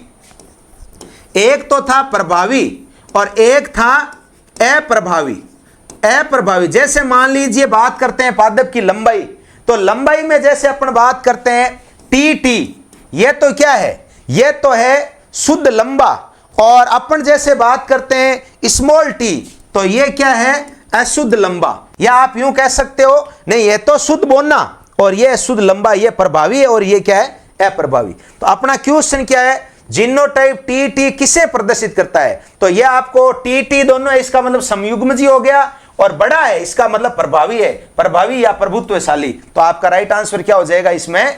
ए। 98 के अंदर क्या हो जाएगा? ए हो जाएगा। हां, अगला क्वेश्चन देखिए यहां पे, किस प्रकार का संकरण 2 लक्षणों पर आधारित होता है? मैंने अभी आपको बताया था कि मेंडल ने टोटल 2 प्रयोग किए थे। कौन कौन से? एक तो किया है एक संकरण प्रयोग और दूसरा किया था द्विसंकरण प्रयोग। तो जो द्विसंकरण प्रयोग है वो दो लक्षणों पर आधारित है और एक संकरण प्रयोग एक पर आधारित है। तो इसका राइट आंसर क्या हो जाएगा आपका द्विसंकरण प्रयोग हो जाएगा। चलिए अगला अपन 100 नंबर का क्वेश्चन है भाई। देखो प्रश्न है, यदि किसी संकरण में 3:1 का अनुपात प्राप्त होता है तो यह किसका परिणाम है? अरे 3:1 मैंने अभी बताया था, मेंडल का जो एक संकरण प्रयोग है उसका फिनोटाइप है साथियों। ये उसका क्या है? फिनोटाइप यानी लक्षण प्ररूप है। और इसी का जीनोटाइप कितना होता है? इसी का जीनोटाइप होता है 1:2:1। तो यहां प्रश्न है 3:1। हाँ जी वसुंधरा जी कह रहे हैं अच्छी आवाज आ रही है, बिल्कुल कोई दिक्कत नहीं है। हाँ तो यहां 3:1 का अनुपात प्राप्त हो रहा है, इसका मतलब ये क्या है? 1 गुणे संकरण। हाँ अगला अपना क्वेश्चन है भाई 101 नंबर का क्वेश्चन है, वंशागति एवं परिवर्तन का अध्ययन क्या कहलाता है? बहुत अच्छा प्रश्न है। सबसे पहले आ जाना चाहिए था वंशागति का अध्ययन। वंशागति का अध्ययन क्या कहलाता है? आपको पता है जेनेटिक्स कहलाता है, आनुवंशिकी कहलाता है। और आनुवंशिकी का अभी मैंने आपको बताया है, इसका जनक कौन है? ग्रेगर जॉन मेंडल था, जिसने मटर के पौधे पर प्रयोग किया था और 7 विपर्यायसी लक्षणों को लेकर अपना प्रयोग किया था। चलिए अपन कोशिका विज्ञान क्या है? साइटोलॉजी है, एम्ब्रियोलॉजी है, और जीव विज्ञान क्या हो गया? ये हो गया आपका जूलॉजी। नहीं इसमें बायोलॉजी, बायोलॉजी की 2 शाखा होगी, जूलॉजी और बॉटनी। तो ये हो गया आपका जीव विज्ञान। हाँ जी अगला प्रश्न है, यदि पिता का रक्त समूह ए और माता का रक्त समूह बी होता है तो संतान का रक्त समूह कौन सा होगा? बहुत अच्छा प्रश्न है, मैं आपको बता देता हूं। यहां अपने एक प्रश्न पढ़ते हैं ब्लड ग्रुप के अंदर, ब्लड ग्रुप के आपको प्रश्न पढ़ते हैं। अभी मैंने एक प्रश्न बताया था, ब्लड ग्रुप जो होता है साथियों एक तो जीन द्वारा निर्धारित होता है, इसको आप ध्यान रखना। ब्लड ग्रुप जो होता है वो जीन द्वारा निर्धारित होता है। तो यहां देखिए जो ब्लड ग्रुप होता है, यहां जो प्रश्न आया है ए और बी का, तो यहां जैसे मान लीजिए ये पिता हो गया, माता पिता इससे कोई फर्क नहीं पड़ रहा है, और ये हो गया माता। अब इसका एक का तो है ए और इसका है क्या? बी। तो इसमें जीन क्या हो जाएगा? IA I0। इसमें क्या हो जाएगा? IB I0। ठीक है, अब आप इनके अंदर क्या करा दो भाई? संकरण करवा दो, क्रॉस करवा दो। तो क्रॉस कराओगे क्या होगा? देखो IA का क्रॉस हो जाएगा इससे, फिर इसका क्रॉस करा दो आप इससे। ठीक है, तो क्या बन गया? देखो IA I0, नहीं सॉरी इस IB, IA और IB, इसमें क्या बन जाएगा? IA I0, और फिर इसका ये क्रॉस करवा दो आप। यहां क्या होगा? इसमें हो जाएगा आपके IB I0 और इसमें हो जाएगा आपके I0 I0। राइट, तो यहां देखो IA IB, इससे तो बन जाएगा साथियों AB। IA IO, इससे ये किसका होता है? A का। IB और I0 ये B का। I0 I0 ये किसका होता है? O का। तो यहां देखिए, देखें यहां क्या हो जाएगा?